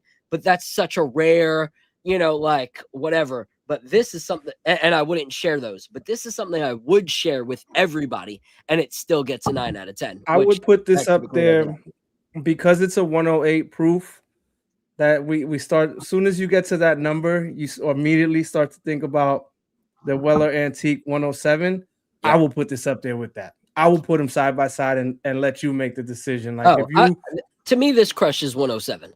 Like I'm a huge and always have. Yeah, 107 is great. Yeah, 107 fan. But the reason I said that is because a lot of people hold 107 in such high regard, right? Like I have my brother-in-law, he loves Weller. He's all about Weller, right?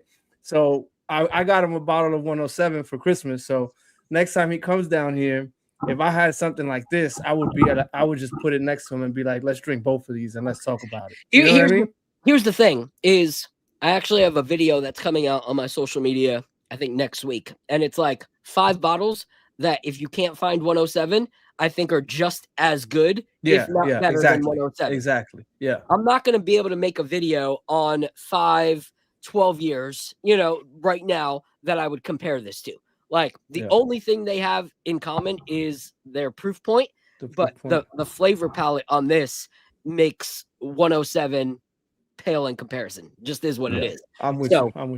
All right, so let's talk a little more. All right, a little more Knicks and then a little more whiskey. So let's talk about the one guy that kind of underdelivered last night, which was Mikal Bridges. All right, your boy, Mickey. I just don't understand. At the end of the day, I was rewatching the game today, and it blew my mind to hear the words. And he finally gets on the board, and that's at 9:55 in the fourth quarter.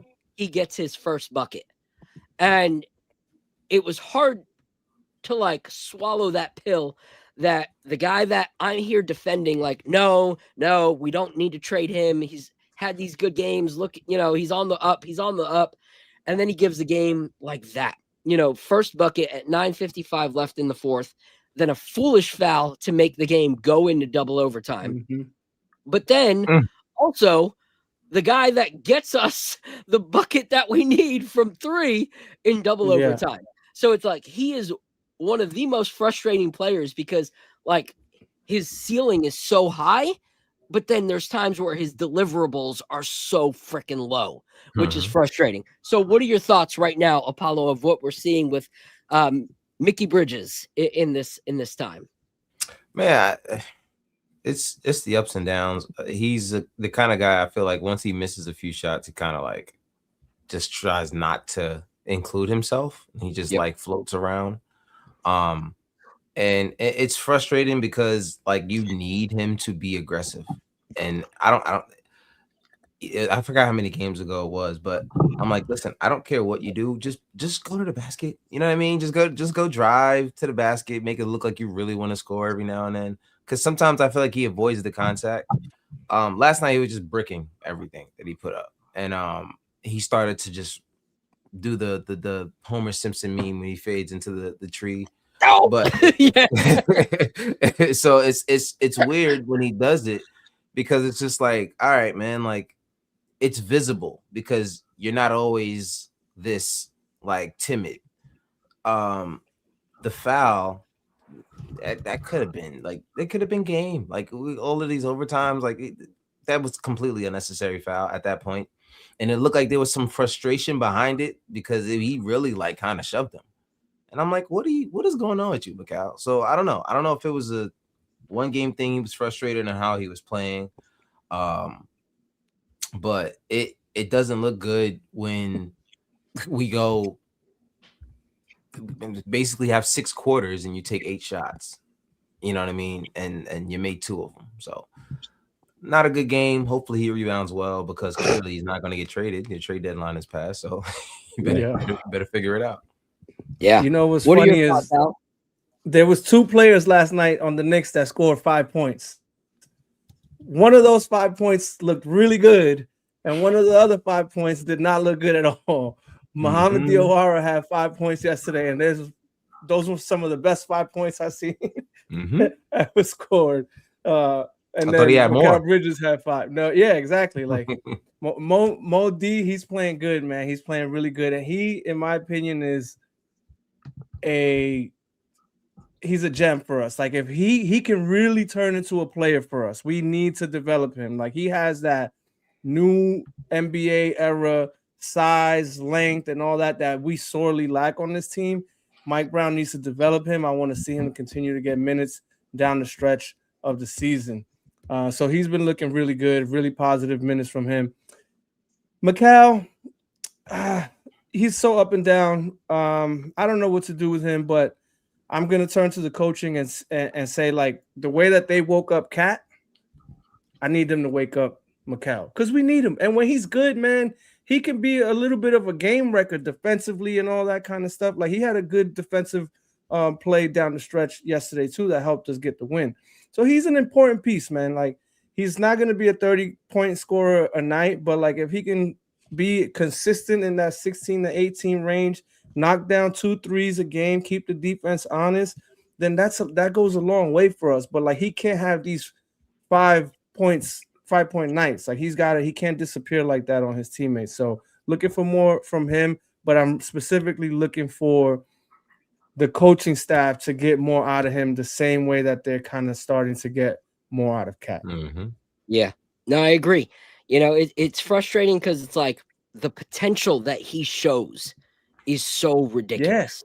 Yeah. Like his ceiling is so freaking high, and yet he gives us games like last night. But before we go into the next pour and then talk about trade deadline, first, I knew the exact meme you were talking about as soon as you said it, Apollo. Like it's one of my favorite memes. I use it all the time. And so as you were talking, I did what I do, and I went straight to creating an image. So this is Mickey right here. This is the Bridges. Yo, that's that awesome. We're continuing to see on some nights, Oh, and man. I'm just like, no, What is going on? Yeah, man. But Disappearing. before we go into the next post and then the next pour, and then we're going to talk about the trade deadline. Ben, as someone that loves the game, and sees what's going on in the NBA, and you saw us against you guys last night, what have you seen that as a fan that has seen a championship style contending team, and you had good things to say about the Knicks? What are you seeing, and what have you seen about the team and certain players that stick out to you? I think it's interesting because I was listening to you guys talk before, and I think it draws a lot of comparisons to, what it takes to kind of build a championship roster, right? So when you're talking about Mitchell Robinson, when you're talking about having that defensive stopper, that guy who comes in off the bench, that guy who sometimes can be a spark, can add something to the game, like you're going to need that in the playoffs. And back in 23, when the Nuggets won, that was Bruce Brown coming off the bench, right? Yeah. Bruce Brown would come in off the bench and he would lock down whoever it was that he needed to lock down. He would provide that spark off the bench. And then in the playoffs, right, like had in the finals, like there was the Bruce Brown game. Like you're gonna have those guys that come off the bench late in a playoff run that they're gonna win you a game, right? Like if the Knicks are gonna go far, it's not just gonna be all on the back of Jalen Brunson. Yeah, you can't. You saw that last year. Like you can't do that. You're gonna have to have other guys come in and like win a game for you. Christian Brown did it in the finals in 23. He won it single-handedly, won a game in Miami for the Nuggets. And so like when you're talking about that and you're talking about, Mike Brown kind of getting into his bench, letting guys play, trying to figure it out, like he's going to have to shorten that bench to 7 or 8 guys come playoff time. Yeah. So if he can figure that out now, while he's giving guys big minutes, putting them in high pressure situations, like it's going to come and pay dividends, for that team in the playoffs. So I think there's definitely some comparisons. And I think it's funny too, because you're talking about Mikal Bridges and his struggles and how frustrating that can be. And that's very Michael Porter Jr. Like MPJ had and still does just the highest ceiling, right? Like coming out of high school, college, like he was the man. But there were times in that season where you were like, what is this dude doing? Like, why is he doing this? And then it's the same thing. Like you get a little bit further into the season. Mike Malone did it with MPJ. He put him in a couple of high pressure situations. Boom, it clicked, right? Come playoff time, he wins you a couple of games. All these guys on this Knicks roster, and it's a good roster. Like they're a good team, are going to be called upon at some point in this playoff run to do something. And it's going to be, can they step up and do it? Like Cat's going to have to step up. He's going to have a game where he doesn't do something crazy. He's going to have to hit some threes. Like it's all going to have to come together. And that's how championship teams work. Even the team that was as dominant as they were last year, like the Thunder, like they still had to have guys coming off the bench. They had Alex Caruso coming off the bench in the playoffs, just causing people trauma, like you're going to have that. So I think that, from what I watch, and I don't, obviously being in Denver, I don't watch a lot of Knicks basketball. I mean, I'll watch them if they're on ESPN, but, watching that game last night, you could tell it meant a lot to a lot of those guys and they wanted to kind of see how they sized up against a Jokic and a Murray. And they did. I mean, they played well. They got contributions all the way down the bench, which is massive. That's what you're going to need. Like if you're playing the Celtics in the second round of the playoffs, some of these guys who may not have played big minutes are going to have to come in. It's the DeAndre Jordan against the Lakers in the Western Conference Finals when we played them. DJ did not see the floor at all in the playoffs, except for 4 games against the Lakers when he came in to give Anthony Davis fits, right? Like, you may have a guy on the back end of your bench, and you guys have good players on the back end of your bench who's going to have to come in for some specific role at some point in the playoffs and do something. So it was cool to see, if I'm a Knicks fan, last night, it was cool to see, obviously Jalen got his, but like, it was cool to see some of these other guys come in and contribute, the Mitchell Robinsons, Diawara, like these guys to come in and like make a contribution. That's what you want to see, because last night was about as close to a playoff game as you're going to get, right? Yeah. Right, Definitely had playoff intensity. Right. No, that's a great point. You know, like, I understand you got to shorten your roster, you know, when you get to the playoffs. The biggest thing was that if we got plagued with injuries come playoff time or in the playoffs, which has happened so many times, we never had our bench players getting minutes throughout the season to be then ready for next man up syndrome, you know?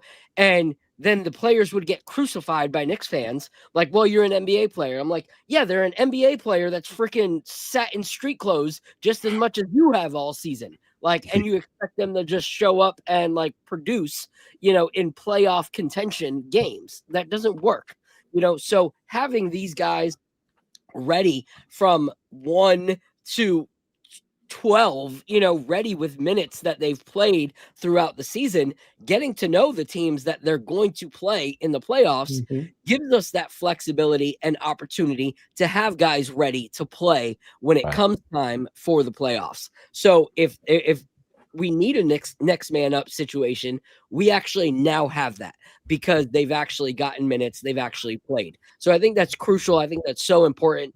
And so we're going to go into the next pour, and then we're going to talk about something that we all can chime in on, and that's the trades that the Knicks have made, and what that means also with other trades that have been made throughout the season. So this one right here is this beauty. I believe the Colorado Bourbon Hunters one is what we're going into, which A lot is of Bourbon Hunters.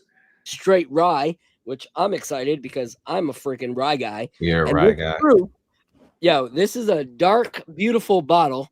And it is 127.4 proof, 8 years old. Tell us a little bit about this one. Yeah, so we're stepping up here, right? Oh Just my a God. little bit. Just a little bit. We're going to high proof land. We're going, well, you wait till you get to the next one after this. This is all right? 127.4. Yeah, 127.4. So this was part of like our opportunity to showcase a smaller producer and what they're able to do. So this comes out of Middle West Spirits, which is Ohio. Yep.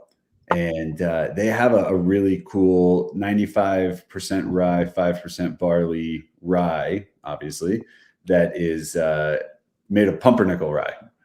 What? And that's a specific type of rye. And Their pumpernickel rye is absolutely delicious. Like, I shout never out to heard of Middle that. West. Wow.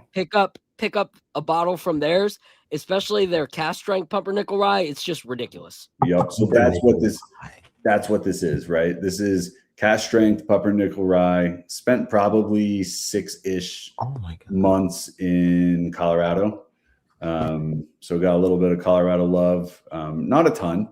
And you could argue that does something or that it doesn't. I mean, I think any type of change in environment from one place to another is always going to draw some type of chemical change. And this particular set of barrels got to sit through the summer in Colorado, and that's big too. But this is a great one because of its price point. Also, this is a $65 bottle. Wow. And rye can be expensive. You know, rye is more expensive than bourbon. It's more expensive to produce. We just wanted to showcase this producer and get it into people's hands. So we were like $65, like that's going to get people to pick it up, open it up and try it. And then they're going to be like, oh, wow, like there's Middle West Spirits out of Ohio. They're doing a damn good job. Boom. Opens up the door for people to try new things. That's what we're about. We want you to try different things. You know, we want you to you know, you guys were talking about Weller. Weller is an amazing product. Like, we want you to step outside of that and try a couple other things, because you may not always be able to get Weller, but maybe you can snag one of our bottles or Rare Characters or River Roots or something like that, who's really, you know, putting together a great product. No, I love that. I'm a huge fan of Middle West. When they first started dropping bottles, you guys there? Did I cut out? Yep, you're here. You're good. You're good. Sorry, I froze on my end. When they first started dropping bottles, I tasted their first drop of their Pumpernickel Rye at a friend's house, and then started creating some content with them. And I love that, because that's pretty much similar price point to their Pumpernickel Rye, without the extra aging, without the change in environment or anything like that. It's a pretty similar price point. Did you guys start working with them pre or post their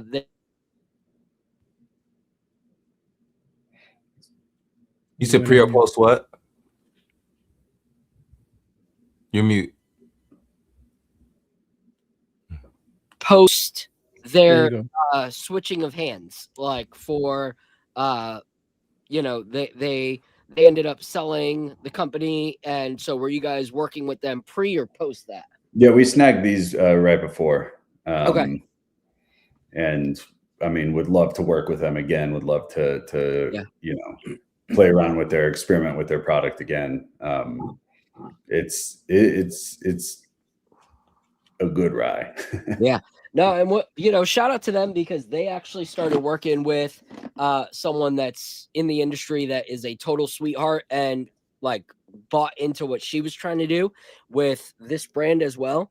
I don't know if you've gotten a chance to try these, but it's under the Middle West brand. They're called Archer Eland, and it's all rye. So if you are a rye like drinker, she pretty much picked these barrels and has been aging them under Middle West. And those dropped, you know, right before the new year, that new brand. So shout out to them as well. But I'm excited for this, because as soon as you said Pumpernickel Rye, I was just like, all right, I might have a new favorite of the three. So let's give this a go. This is my first time hearing about Middle West and trying their juice. So, and that's what's fun, right? Like, it's fun to expand the horizon. Gosh. Had to put a little more. This is great. Yeah. Wow. Oh my goodness. You know, ryes are crazy too, because a lot of people be like, I hate rye. I hate rye. Yeah. It's too spicy. It's too, you know, it's too much. The thing is that, you know, I tell people all the time, like when they come in for a tasting and we sit down, and I always talk to them about what they like and what they don't like. And if they're like, hey, I don't like rye, I'm like, okay, well, let me give you a try of a couple of different ryes. And it's not that ours are any better. It's just that probably what you've been drinking before is just not a great representation of what this grain can do.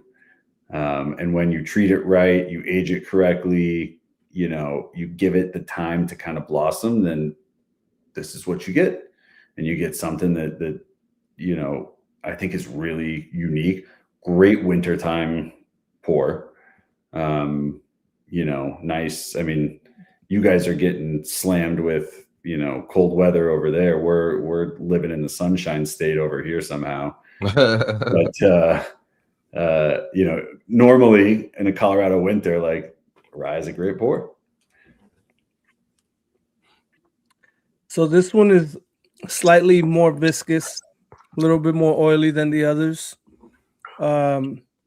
Sweet, definitely has a little bit more of a punch, but doesn't drink like a 124. I would say it drinks a little closer to that 111 that we tried first. Has a little bit of that spearminty rye taste in there, but it's not potent, so it's nice. It's subdued. I like this a lot. This is, I think you take. I don't know if you're taking us in order, but this one is now leading the top of my list now. So me, I'm not a rye guy. It's really aggressive for me usually. Especially because I'm still kind of new to it. I guess I'm gonna say that forever, just so I can have an excuse. I guess. It sounds good. It sounds good. So, it's warm but it's sweet. It reminds me of you said pumpernickel, so it's somewhere in that avenue. But I'm getting more of something that I usually around like the holiday season, like a pumpkin spice eggnog. That's exactly what I get when I on the taste, and it's probably. And he says 124, 128, what is 127. 127. 127. This is nice, man. That's really, really good for 127, man. That's really, really good. It's up there. This might be number 2 for me out of the 3 so far. This number 2 for me. Man, this is so good. So for me, I am a rye drinker. But the problem is I like to introduce a lot of people to whiskey, and a lot of ryes can just be so rye spice forward or so nature herbal, that it's hard to share it with people that might not appreciate it. Yeah. What I love about this first is if you didn't tell me the price, the proof point, I never would have guessed it was that high. At all. Yep. And so the problem with, a lot of aging is, yes, you get a lot of the flavors when you go to a higher proof point, but a lot of times you get a lot of that burn as well that not everybody is going to be able to deal with. And I deal with it because I love it. But some people are not going to deal with it. Yeah. So this doesn't drink at the high proof that it is, but it doesn't lower the intensity of the flavors that a lot of whiskeys that don't drink to their proof. You're like, but the flavor is also a lot more tame than I expected. Like that's not the case here. So for me, I'm getting like buttery pie.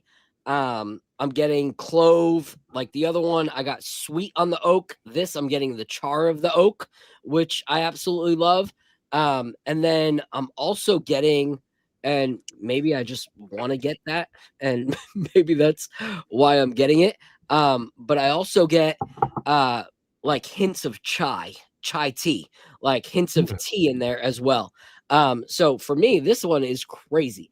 Like there's different things that I like about each one of them, but what I love about them, this one is that the flavors are so diverse, like such a huge pendulum of the different flavors. Like they're not all boxed into a very similar like style of flavors. This one's really, really good. I love this one. I got that clove that you said. I got some of that clove that you mentioned. Yeah. I like a little bit of kick, and this has that, and that's what I like. Yeah, and I think Apollo also hit it pretty well on the head there too. I like a good rye that has baking spice, nutmeg, cinnamon, clove. You guys are all picking up on that. I like that. And then there's a time for like a dill spearminty type of rye as well. And I think this one leans probably a little bit more closer to that baking spice. Yeah. And which is why I like it. I hate dill. Like anything pickle-esque, stay away from me. Like I'm not like, for me, if I smell pickles on my Chick-fil-A sandwich, like I ordered no pickles. That doesn't mean that you take the pickles off my sandwich. Like I am returning it. Like no dill anywhere. I can still taste the pickle, bro.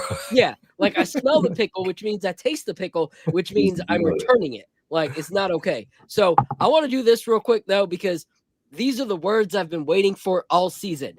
Like Apollo said, when it comes to the whiskey tasting notes. So let's go. You have arrived with Ben Rosen right here, live in living color. You have arrived.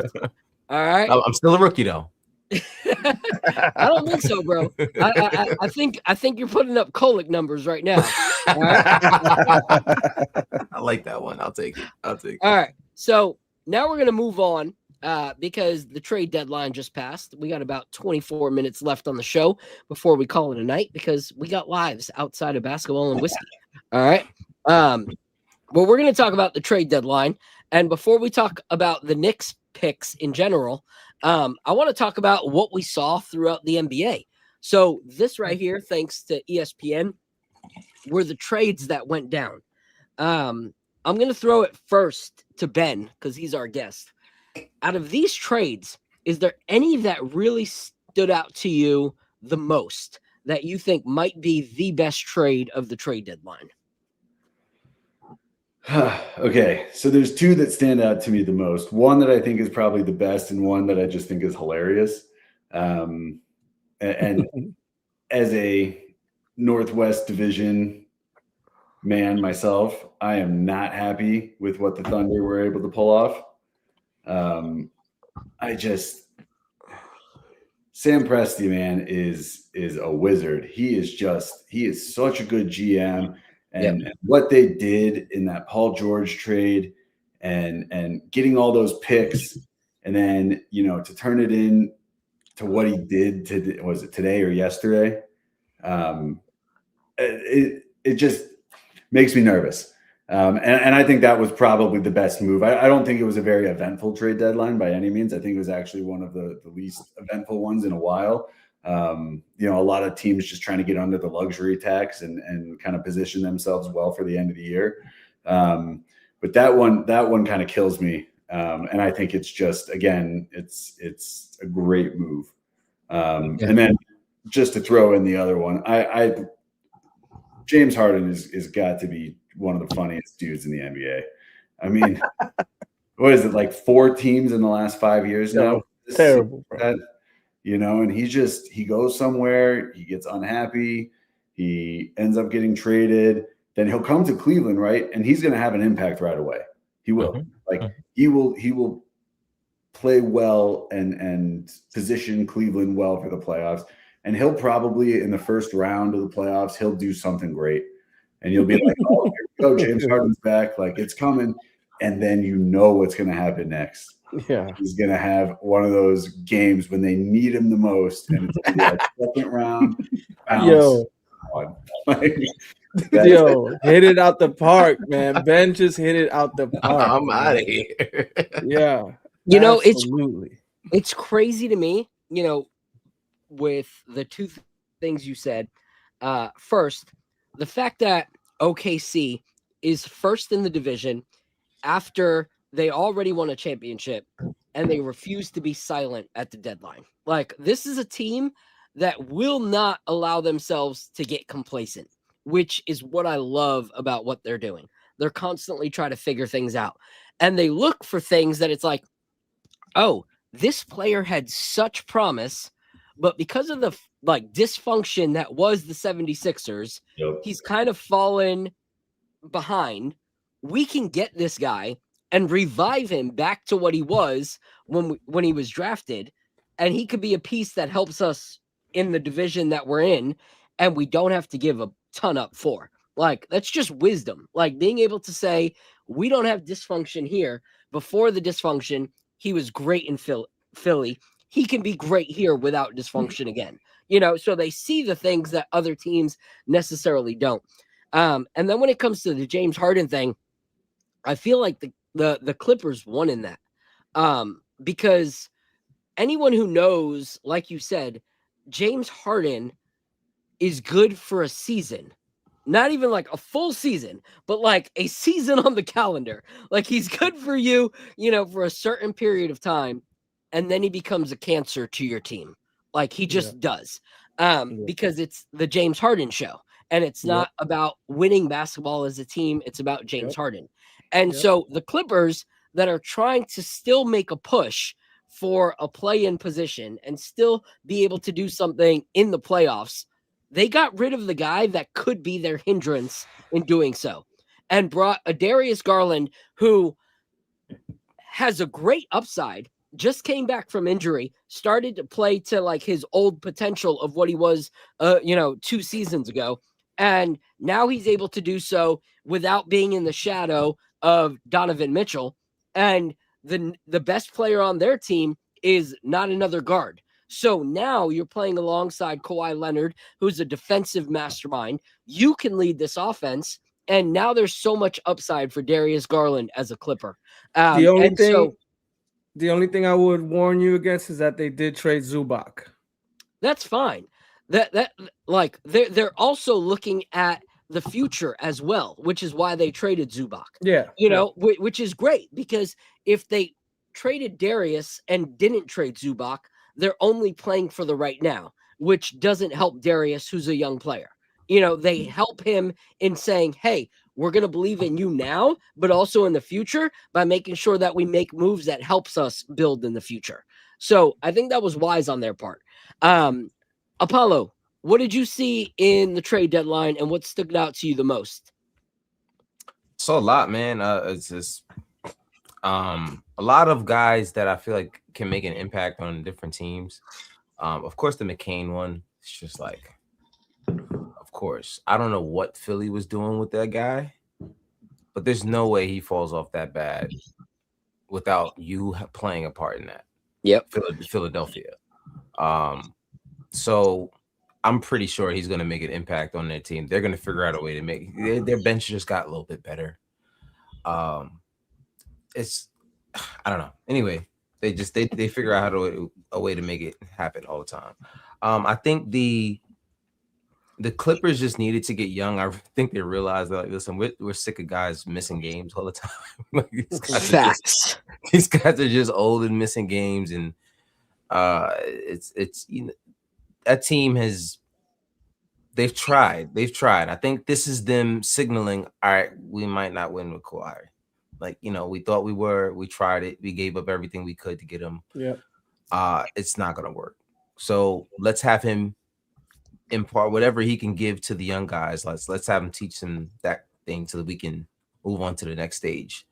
But they needed to get younger. They got rid of James Harden. Great move for them. You know what I mean? Yep. They get Garland. Garland's had his injury issues, of course, but they also get Benedict Mathurin. So I think that's a good turnaround for them.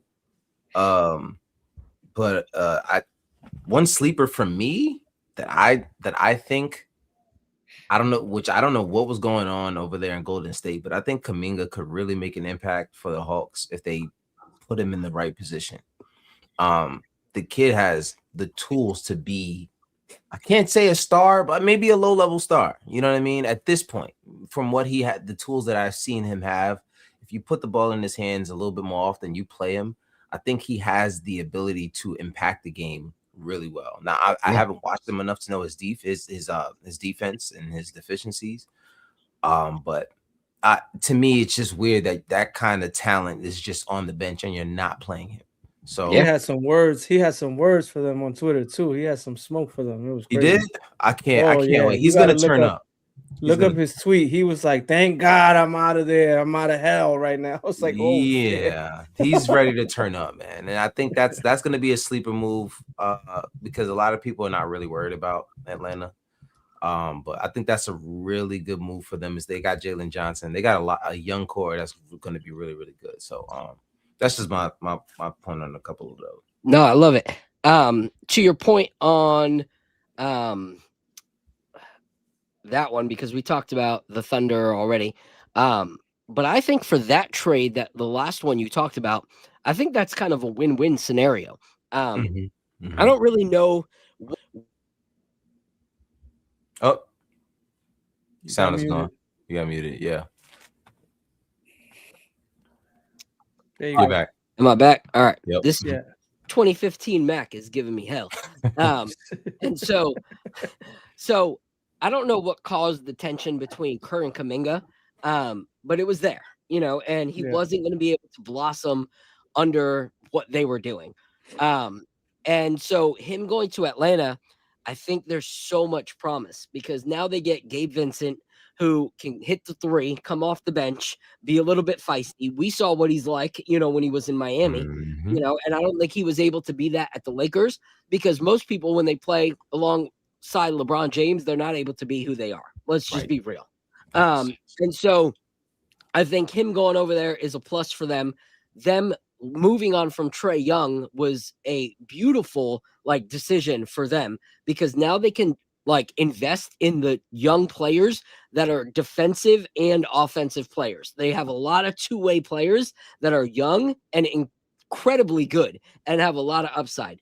Trae Young had been in the game for quite a while, wasn't able to move the needle for Atlanta anymore. Yeah. And they played better when he was gone this season.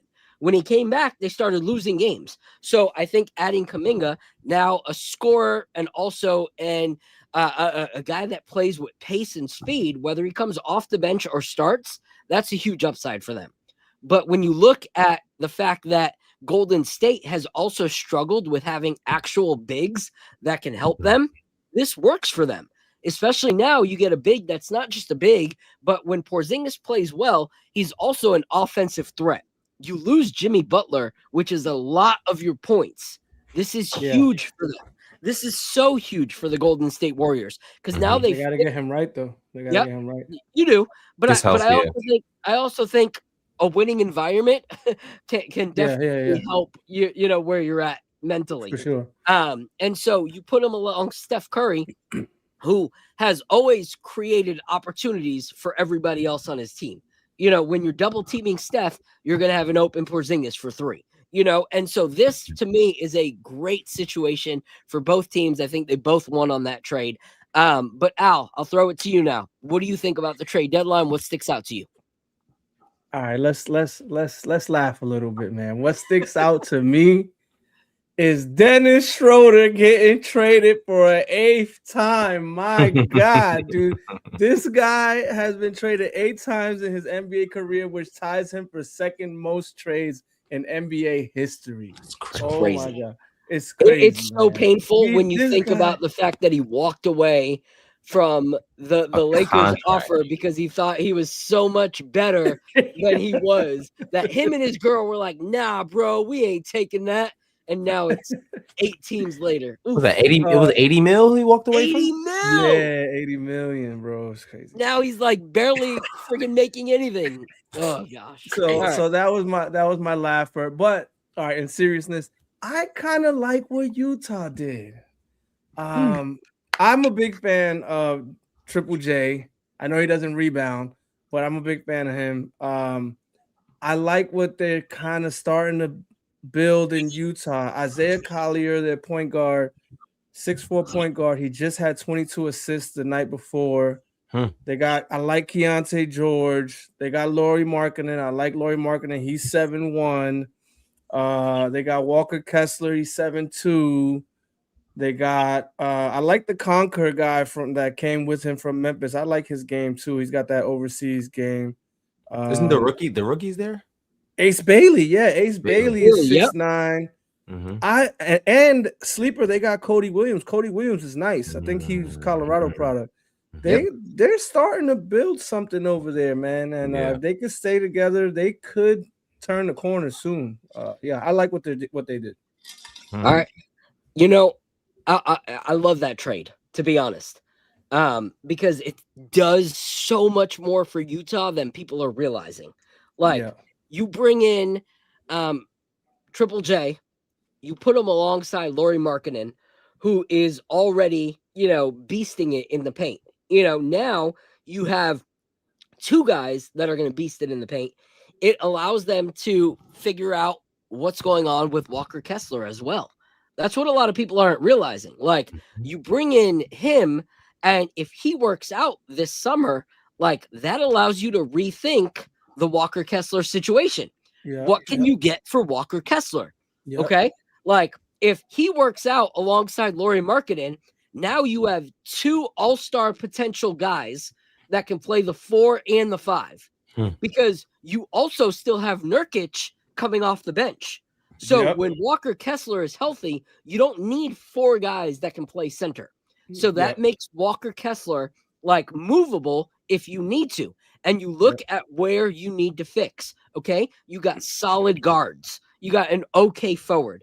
But now if you move on from Walker Kessler, you go and you get a stretch, you get a 2-way forward. You get someone that could be a 3-and-D kind of forward, and you develop that starting lineup in a way that you weren't able to do before. Now you have so many options as the Jazz. So I think that was a great trade for the Utah Jazz as well. Can I ask you a question? Yeah. Why did the Bulls bring in 4 point guards? That is an anomaly that only Jesus Christ himself can answer for you. What's going on here? Like I spent some time in my Bible this morning, and I said, Lord, can you please grant me the discernment to understand this? And he said, there's many things in life you will never understand on this side of eternity, and this is one of them. And I said, okay, I accept it. So that and why any team would trade for Dennis Schroeder, so it is, the anomalies of the NBA draft. But for me, some of the ones I want to talk. Muted. You muted again. You muted. Listen, I'm thankful. I'm thankful that my wife's computer allowed me to do this while my computer's getting fixed, but it's a little frustrating. So some of the ones I want to look at that I think were actually pretty huge. First, I think Charlotte is making moves. They are. Charlotte has been on the up and up. They are on a winning streak. They are playing incredible basketball right now.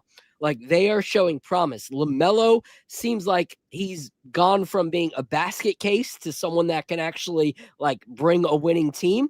Miles Bridges is playing at elite basketball. And now you bring in Colby White, which what do we always say about LaMelo is that sometimes he just is a little too unhinged and he needs a little bit of structure. Now you have Colby White, who's a freaking dog that can play alongside of him, which allows LaMelo to play on and off ball depending on when he's got the basketball. Hornets beat the Rockets today, by the way. The Hornets are making moves. They've been balling. Seriously, a team that can seriously wake up and make moves before the season's done. I would love to have Brandon Miller on the Knicks. I would do some strange things to get him on the Knicks. Bro, if you look, I posted something the other day. I posted a thing asking people who they would want, current players, 5 players that they would die for on the Knicks right now. And my number 2 was Brandon Miller. He's so good. He's so good, bro. Beast. I think the Timberwolves, they did a genius thing in bringing Ayo. Absolutely. Yes, I wanted genius. him. I wanted him. That is one guy that I wanted on the Knicks. A defender who can also run the floor with the best of them. That kid's incredible. I think that was such a great move. I also think that I think the Celtics were genius. No. Yes. Here's why. They are already playing at a level that has them tied with us right now. Yeah. Already. Yeah. Without the scoring of Jason Tatum, with Al Horford, gone, all these players, it now allows them to do something that they were not able to do before the trade deadline. You have one of the best pick and pop centers in the league. If you look, ever since he was in Orlando, I used to watch him nightly. He made Evan Fournier look like a good basketball player. That is one of the skill sets of Nikola Jokic. Not Nikola Jokic, Vucevic was he allowed his pick and pop way of basketball to actually make Evan Fournier look good. So what do they need? They need 3-point shooting, and they need pick and pop for Jaylen Brown. They need pick and pop for he definitely gives them that. He gives them that. He gives them that. They don't lose anything in what they gave away.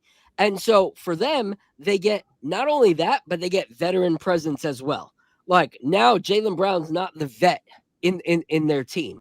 Mm-hmm. And so I think it actually opens them up, because are you really going to worry about Vucevic from 3 when Jaylen Brown's trying to drive? No, that's the same thing that happens with us with Cat at the 3-point line. Jalen Brunson drives. He's going to dish it out to Cat. Makes Cat's 3-pointers more efficient and easier to come by. That's the same thing that's going to happen. Now you got Peyton Pritchard, you got freaking Derek White, you got Jaylen Brown, and you got Vucevic. You got four people that can unload the clip from 3 in the starting lineup. That is dangerous with a Boston team that loves to shoot the 3. So I think that was an appreciated trade. I think it's actually something that's going to help their offense a lot. I think AD going to the Wizards is pretty much just like anybody moving to Florida. All right, get ready to retire. That's his exit. Like, come on. That trade solidified. I mean, it probably already was, but that trade solidified that Luka trade was the worst trade in NBA history. NBA history, straight up NBA history. It was done. And that leads us, because all the other ones I don't really care about talking about. I think Luke Kennard to the Lakers is hilarious to me because it's good, but it's like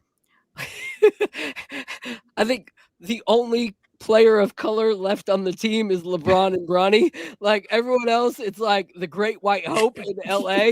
It's just hilarious.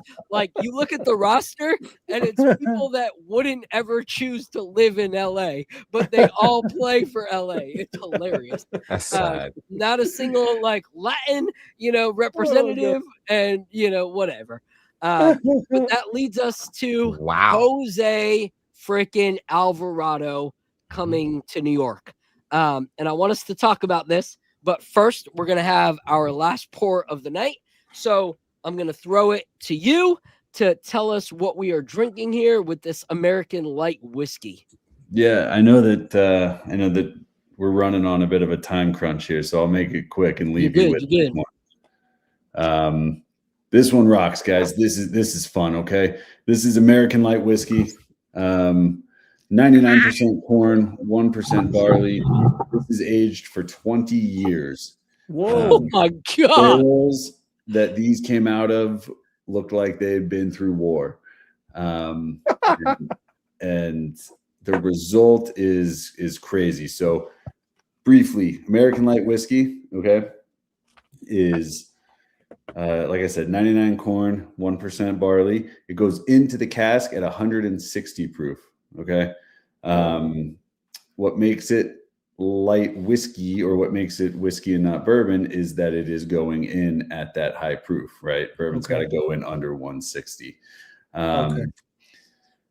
These can be really gnarly at like 6 years old, 7, 8, 9, 10. Like you need time to work out the grain in this, because corn is just so aggressive when it's like the only grain in there.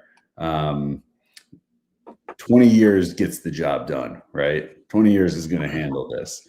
This came out of the Seagram's facility in Maryland, which was then purchased by MGP out of Indiana, and then sent to Colorado to hang out with us for a while. We blended approximately 20 barrels in this one. And the result is 142 proof. For those of you who keep score at home, that's 71% alcohol. And I will not lead you too far, but a lot of what we get on this one is it does not drink that proof. So what's a little bit of lightning? So I called it a little bit of lightning because it's still got that like zap to it, right? Okay. That you would expect with something at 142 proof, but like not what you would think, right? Okay. Like you're thinking 142 proof, I'm going to light my hair on fire. Like this is just a little bit of lightning. Like it's enough to get the job done, but I don't want to scare you off. Okay. I have a question. This is a little bit more of maybe more industry question that I need a little bit of help on. I've started to see these American light whiskey, I guess what would you call this? Like iterations or instances, right? What exactly is that? You mentioned something about it going in at 160. Does it have something to do with the mash bill too? Are they like all 99% corn? And then my other question is like, Is this feels like sort of like a new trend in the bourbon space? Would you agree, or has this always been a thing and I just didn't know about it?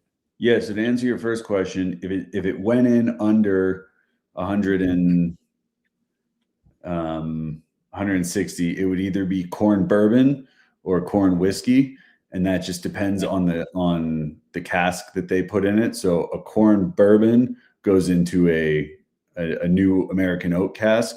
A corn whiskey would go into a used cask. So that kind of American whiskey kind of can categorize things that, not everything else can cover. But specifically American light whiskey is American whiskey in going into the cask at 160, right? And then to answer your second question, yeah, it is a light whiskey has definitely been looked down upon for a really, really long time. And part of the reason why is that when you're drinking it at 7 to 10 years old, it can be pretty rough. And a lot of these distilleries were holding this light whiskey for a really long time and didn't know what to do with it. And eventually people started taking chances on it 16, 17, 18, 19 years old and realized that the flavor that came out of these at that age really, was exceptional and special and kind of rounded out the expression as a whole. So, I think it's a fad for sure. Do I think it's going away? Not necessarily, because it's a good product, but it will go away, in my opinion, when the high age statement goes away. Yeah. So when people are forced to drink a 12-year whiskey, they may be like, hey, I don't need to drink this. I have one more question about it. And you may not know the answer to this, but light whiskey, right? When I hear light whiskey, I think immediately this might be like a little 40% light drink. But this is like the opposite of that. So where does the light whiskey come from? Where did they get light from? It's a guess, but my guess is that because with this mash bill, when you put it into new American oak, the color that comes out It's very light. It's a lighter color. Yeah. And that's my guess. I don't know if that's actually what it is, but that's my guess, just based on the difference between what a bourbon would come out with a charred. Yeah. That's kind of what my guess would have been too. Yeah. Okay. Yeah. So I want to let you know, Al, trends come and go. But American light whiskey has seriously been around forever. I think it was probably the 1960s or late 1960s, American light whiskey became kind of a thing. But like Ben said, certain things get pushed at certain times for a reason. The longer the age statement, the better it's been for American light whiskey. So that's why it's caught the attention, because now the flavors are so diverse after they've been aged for so long. It's kind of like high proof whiskey. High proof whiskey has been around for a while, but now so many people are loving high proof whiskey because people have found a way to create high proof whiskey that still has flavors, as opposed to years just before burn. It was all this is burn. So it just depends on what is being understood at the time on how to make something not just aged, but palatable and enjoyable. And so I think figuring out when the right time frame for that is important. And so, like Ben said, it depends on how many of these American light whiskey barrels have been aging for so long. If it comes to a point where all we have is American light whiskey barrels that have only aged for 5 years, we might see a downtime of American light whiskey until they can start developing into that long age and high proof once again.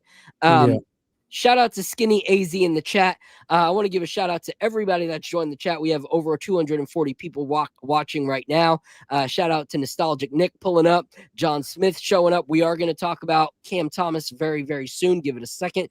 We are going to talk about GTA, but Skinny AZ questioned, what is MGP? So for those that don't know, MGP just stands for Midwest Grain Products. It's this distillery in Lawrenceburg, Indiana, and it's kind of like a hub for places to be able to come and buy. So if you think of like Walmart, where it's got so many like different products that's so diverse, and you come and you buy all those, that's kind of what it is for the whiskey industry. It's kind of like a big old giant whiskey vending machine that different distilleries or places that, like Ben said, they said. Oh, you might have went on mute. You went on mute again. You went on mute again. And I'm back. You're back. So for like someone like Ben that said they started it as a passion project.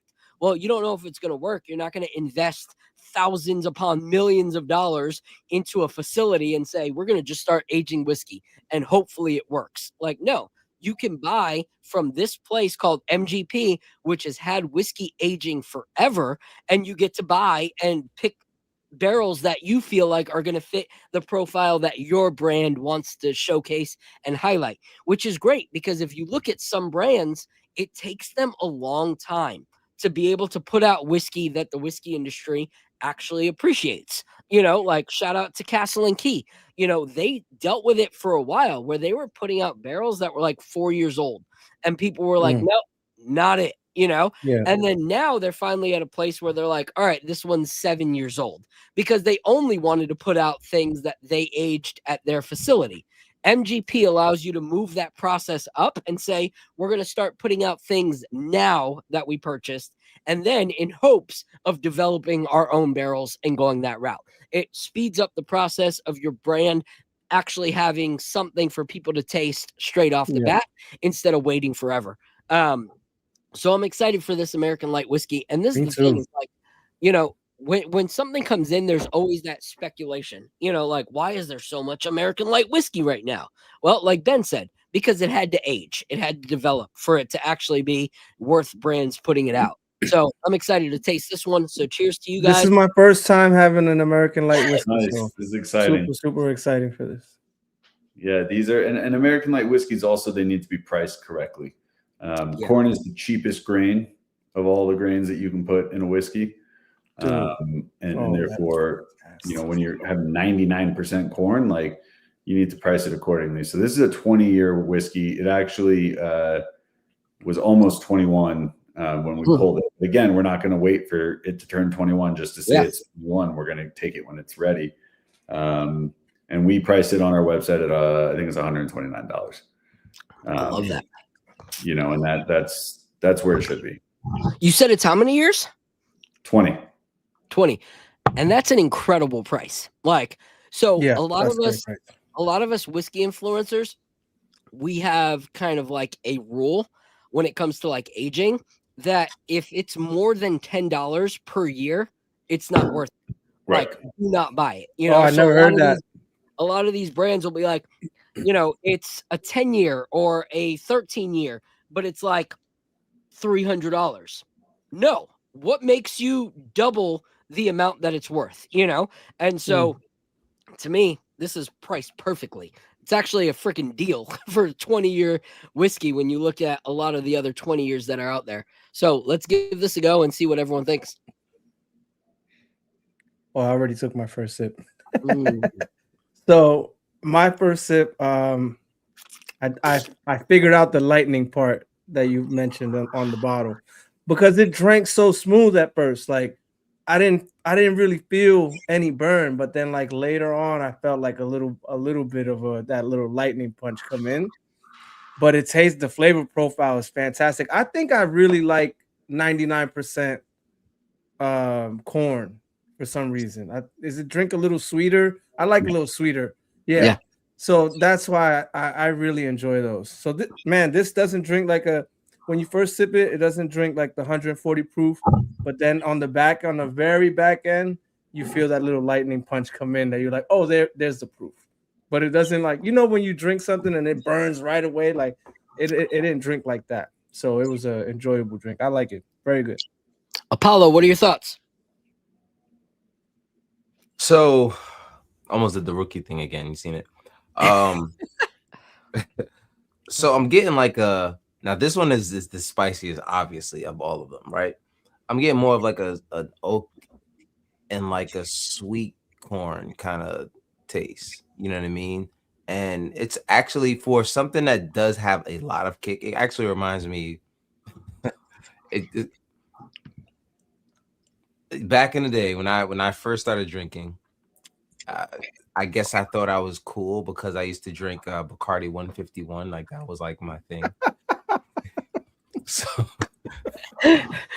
Oh God, these are my gives me- confessions. it gives me that kind of burn, like the reminiscence of that kind of burn. yeah, But for sure. but it's still sweet enough to make it a smooth transition. You know what I mean? Like it still has that burn, but it's a Yeah. sweet transition. That's a great description. to that burn for sure. Huh. Okay. It's your confession made everything worth it tonight. But to me, it's crazy because honestly, because this by definition is a hazmat whiskey. Like, Hazmat, yeah. hazmat. To me, this doesn't drink hazmat. Like I don't feel the burn that I normally feel from a lot of hazmat. I get warmth, and so there's a huge distinction between like hazmat and like burn and hazmat warmth. Like I feel warm, like it's got a weird thing in Florida right now where the temperatures are not where they should be in Florida, where I'm like, what the frick? Like, this isn't why I live here. And so this is warming me up, which is why I'm in a sweater in my in my bedroom. And so this to me brings warmth, not burn. So I love that first. Tasting notes for me. This isn't like the other that has like a creme brulee type of thing. But what it does have is what I love about a lot of desserts is when they burn, like certain parts of the sugars. I feel like this is like a burnt vanilla.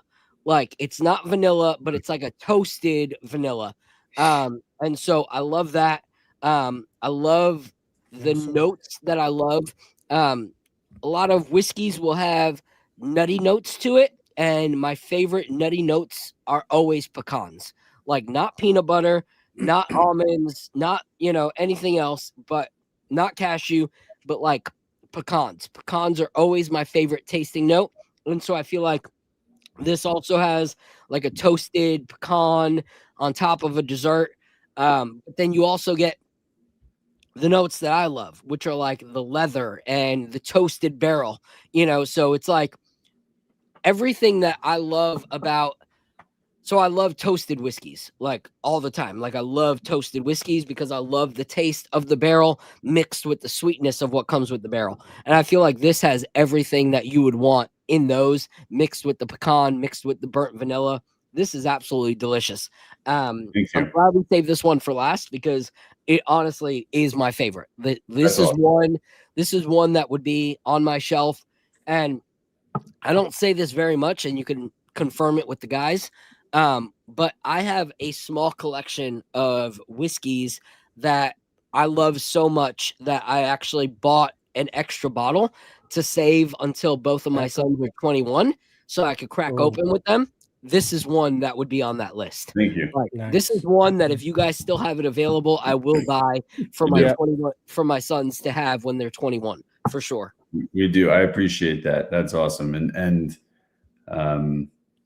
before I jump off here and let you guys keep doing Knicks talk while I go help my son with converting metric system to I just like you guys asked the wrong dude. I will say this. I appreciate you guys tasting along with me tonight. It's always fun to get people to try our products and just whether it's someone like you, Phil, who's been making content for a couple of years, and you, Al, and Apollo, who are kind of like getting your feet wet, getting into it, like really going. Like our whiskey is meant to kind of touch everybody. Yeah. And that's really cool. And I will tell you on that light whiskey. So we took the other 20 barrel. Well, it was a 40 barrel batch. Okay. And we cut it in half. Half of it we did for this little bit of lightning. The other half we took and we put them into ex buff turkey barrels. Nice. Which was something that we did early this year with some 18-year light whiskey. We finished them in buff turkey barrels and have actually won a few awards for it. So we're doing a second one that'll be 21 years when it's ready. And so let's make sure that we get you guys a bottle of that. It'll be really fun to take. It's the exact same whiskey that you're drinking right now from the same batch. It's just going to sit in these barrels, these 16-year-old, buff trace barrels for 4 months, and it rounds. When do you plan on dropping that? Oh, that sounds amazing. So I always tell people when it's ready, but my guess is end of April, early May. Okay, so I'm telling you now, since you offered the bottles, we also want you on the show when we do it. So yeah, let's do it. So playoff time. Amazing. Yeah, let's do this. Let's do this for the playoffs. Yeah, we will. Hopefully, tell everyone where they can support you. I just put the link for people to be able to purchase things, but where can they follow and support what you guys are doing? Yeah, thanks. So we're on Instagram. That's our biggest follow right now. It's at Onyx Amber Whiskey Co. So follow us there. You can check out our website. It's got every single detail about everything we do. If you like a particular single barrel or a batch, that's where you want to pop on. You'll learn everything about it. We also ship directly to your door in all but 6-7 states.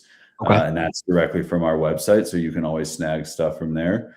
And I tell people this all the time, we're a passion project, right? So when you're DMing us on Instagram, you're talking to me.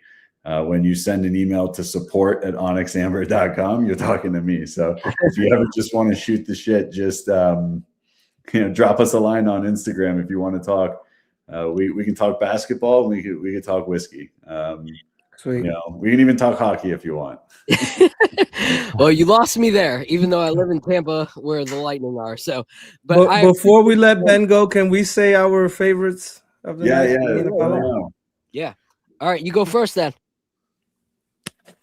I wonder which one you guys think is my favorite, but I think I'm going with this one for your favorite, which is the 12-year 108. 12-year was really good.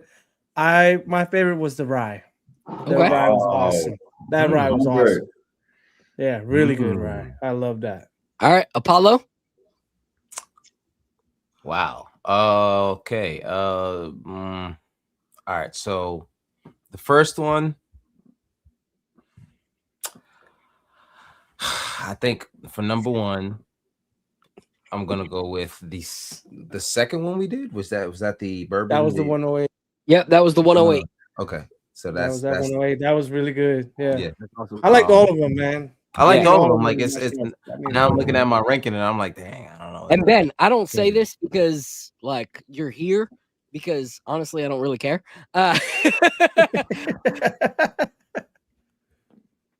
You went on mute. You went on mute. You were cooking and you went on mute. Patience is a virtue. You got to hear the good thing. That's right. That's right. So I don't say this to every single brand because there's a lot of times where they'll send 2 to 4 bottles and I'm like, I loved one of them, didn't really love the other one. Every single thing that I've tasted from you guys, from these to the samples that made me reach out to you in the first place, have been seriously industry breakers. Like this is a passion project for you. But I will say that you guys have a gift of picking the right barrels. And you guys are putting out some incredible whiskey. All 4 of these are seriously, if I would have tasted these in 2015, maybe 3 out of the 4 that we tasted would have made my top 12 of 2025. So these were leaps and bounds incredible. But my favorite has to be, and it's a shocker because every single one I tasted, I thought it would be my favorite, but the last one wowed me. That American light whiskey was seriously one of those bottles, like I said, I'm going to have an extra bottle for my son when he's 21 years old. And we're going to open it together on his 21st birthday. And we're going to enjoy it because it was that good. So thank you. Thank you. Yeah, thank that you, means Ben. a lot, man. Thanks, man. Keep it up, For all man. you guys, it means a lot, and we Thanks. appreciate it. And You're on mute Crap, again. now we lost Ben. No. Did we lose Ben? I We think did Ben lose is frozen. No, I'm Oh, good. No, Ben's Ben's gone. good. Yeah, you're muted again, Phil. There we go. Wait. Nope, went back to mute. Oh, went back to mute. There we Yo, go. yo, Now we're can good. you- Yeah, you're So good. I say that because You went back on mute. Muted again. The heck? What is going on? Oh, 2015. all right.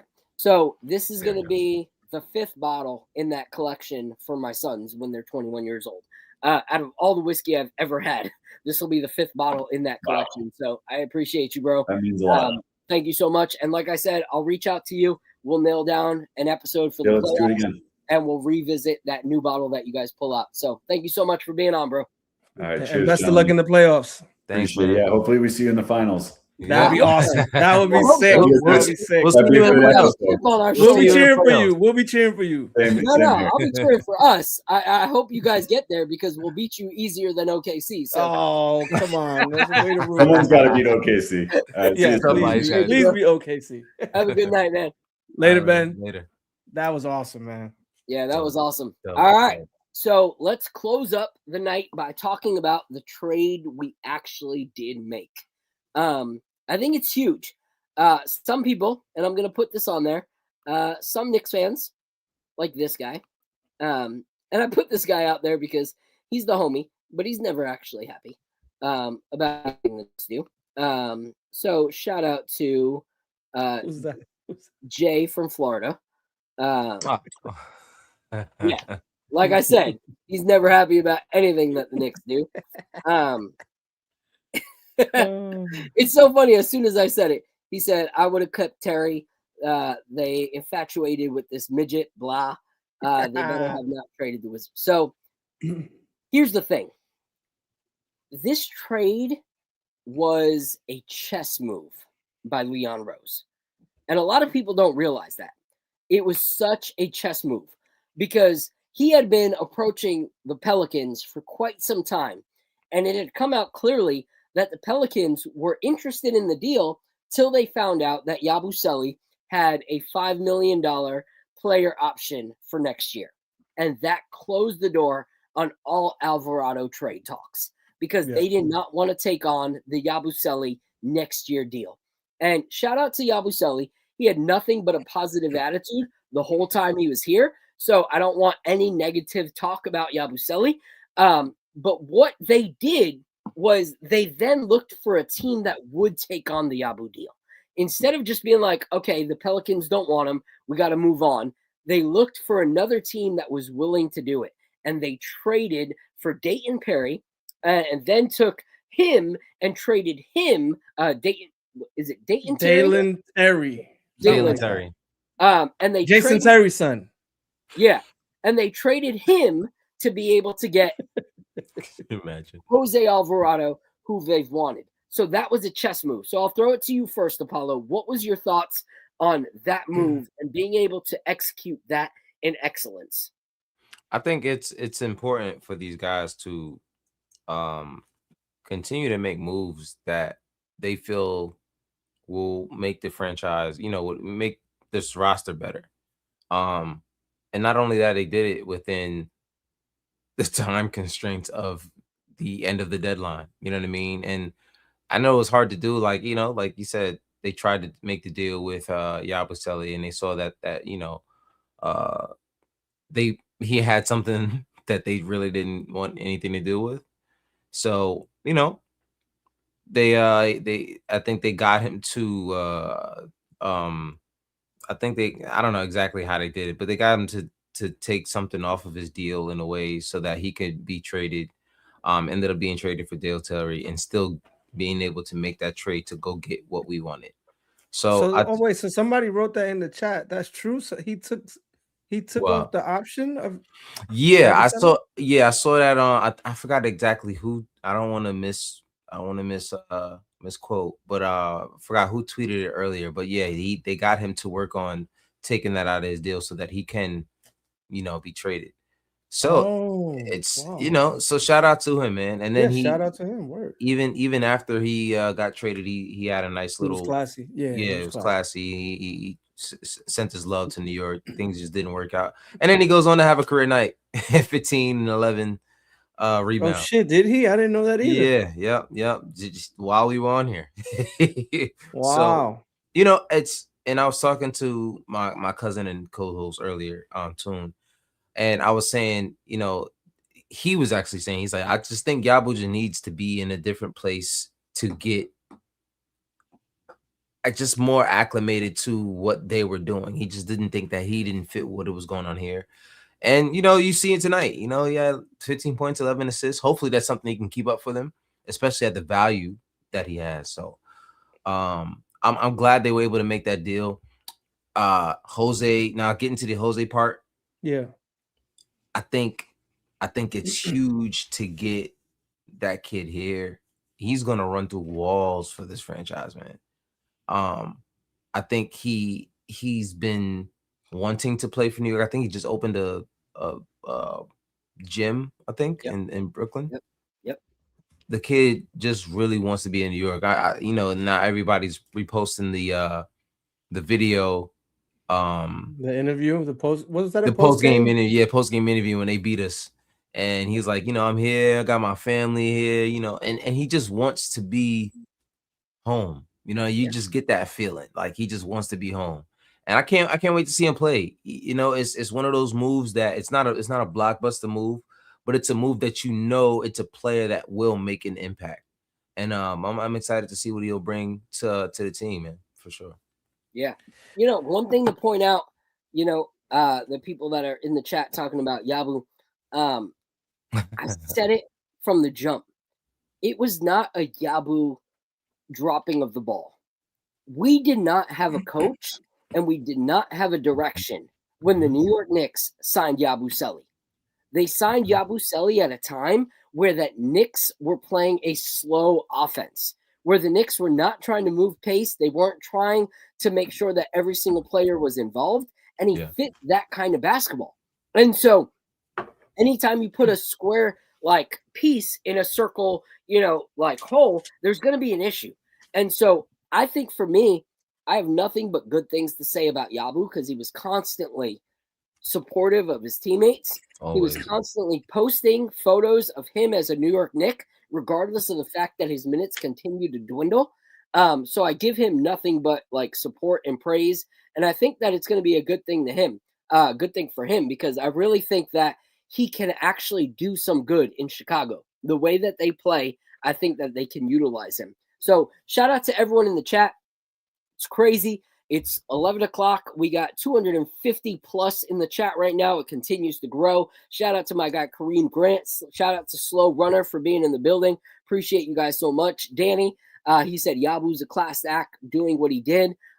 He is. Like, I just found out through you guys that he decided to take down his player option in order to do that. So that is crazy. That is a player. Like, if you look at the interview, my heart actually broke for the guy when he said, I want to be in the NBA, but I don't know if the NBA wants me. And man, Fritz in the chat. What up, Fritz? Shout out to Fritz. My heart broke Moderator. for that. So I'm ecstatic to see that a team actually believes in him, because Chicago actually said they're not going to let him go. They're not going to release him, that they are going to actually utilize him in their team. Yeah. And so I think that's great. So what are your thoughts, Al, on the Alvarado situation? And then I'll close this out. So the Alvarado situation, I really am more impressed by the cap gymnastics that we did than the player. For those that don't know, my name is Alvaro. So Alvarado, he's basically like my cousin, but I'm more impressed with the cap. I'm more impressed with the cap gymnastics than I am with the player. At the end of the day, I'm kind of with Jay from Florida. He's a 5'11" dude who is probably going to be in mismatch hell come the playoffs. We've seen it happen to Deuce. I've been on record. If you go to my Twitter, you will see me complaining about the height of this team. all the time. I posted all the 6'3" and under players, 6'4" and under players that we have, and we are the New York Shorties. We need to get tall fast. I don't know how, but hopefully in the so the cap gymnastics, I think, are going to allow us to get a player in the buyout market. Why you boo me? I think, but the cap gymnastics will hopefully let us get somebody in the buyout market. Personally, I'm very interested in Middleton. I think Middleton will be great. So that's the part that I liked about the trade. I do like Alvarado. Like, I like his peskiness. Like, I like his grit. Obviously, he's a good ball handler. He's that New York City point guard. I love all that, right? Because I'm from New York. But at the end of the day, he's 6'0" and he's going to be a problem. At some point, it's going to rear his ugly head. So let's see. Hopefully, it doesn't. I wish all the best for him. I hope he's great. So you making the guns come out. All right. So come on. Here's the thing. We've had players that fit what New York Knicks have wanted in height, in position, whatever, such as Cam Reddish. Where did Cam Reddish get us? I knew you were going to go there. Where did Cam Reddish get us? Nowhere. At the end of the day. Yes, some of it was malfunction with Thibodeau and whatnot. But at the end of the day, winning basketball is winning basketball. Okay? Yeah. At the end of the day, there are so many people that would not care about Landry Shamet. What have we done? We've taken 6'5" Landry Shamet, who is what other teams might have passed up, and under this Mike Brown offense have made him a ridiculous two-way player. And so Alvarado, one thing that you can't teach a player is desire to be there. To be there. We could bring in a 6'7" wing, a 6'7" point guard who does not care about New York, and they will play under achieving what we want. As opposed to a guy that is home, that a guy that is desiring to be here, the guy that, like, this is his dream come true. So not just that he lives in a dream, but that he is also a productive player mixed with that dream. Now you have the best of both worlds. You have a guy that loves the game and a guy that loves the city and a guy that loves the culture of the Knicks, and he's going to progress, and he's going to continue to be what we need him to be. On top of that, he already has that connectivity with Josh Hart. And when you come into a new situation, having the familiarity with someone else already on the team jumpstarts that whole process. Like, Yabu came in, had no connectivity with anybody. So he's not producing, but he has no connection with the actual team besides the fact that he's loyal. We don't have that now with Alvarado. That skips that. We have someone that he's familiar with, and he's going to jump right in. Here's my thing. Go ahead. Keep going. For me, this is genius because what are we dealing with right now? The guard that we have that's a two-way player is going into surgery. This is a giant chess move by Leon Rose. Yeah. They didn't find out that Miles McBride needed surgery on Thursday night. They didn't find out that he was going to be out until the playoffs. They kept it on the hush. This was a chess move once again by Leon Rose. Let's keep everything on hush. Continue to say, oh, there's a little soreness. We're just going to hold him out. We're just going to hold him out. Ankle. We knew for the last 4 games that Miles McBride needed surgery. That's why he's able to have it on Friday right after the trade deadline on a Thursday, because it was already booked for him to have that surgery. This is perfect. You insert a guy right there. We do not skip a beat off the bench. We don't skip a beat at all because he can produce for us the way Miles McBride was producing for us. Now we don't need him to be as effective as shooting as Miles McBride because Landry Shamet has risen to a new level. So this allows us to stay where we're at, but it now also allows us come playoff time to be able to go, hey, Josh, Jalen, you're both going to sit for these moments where we need defense.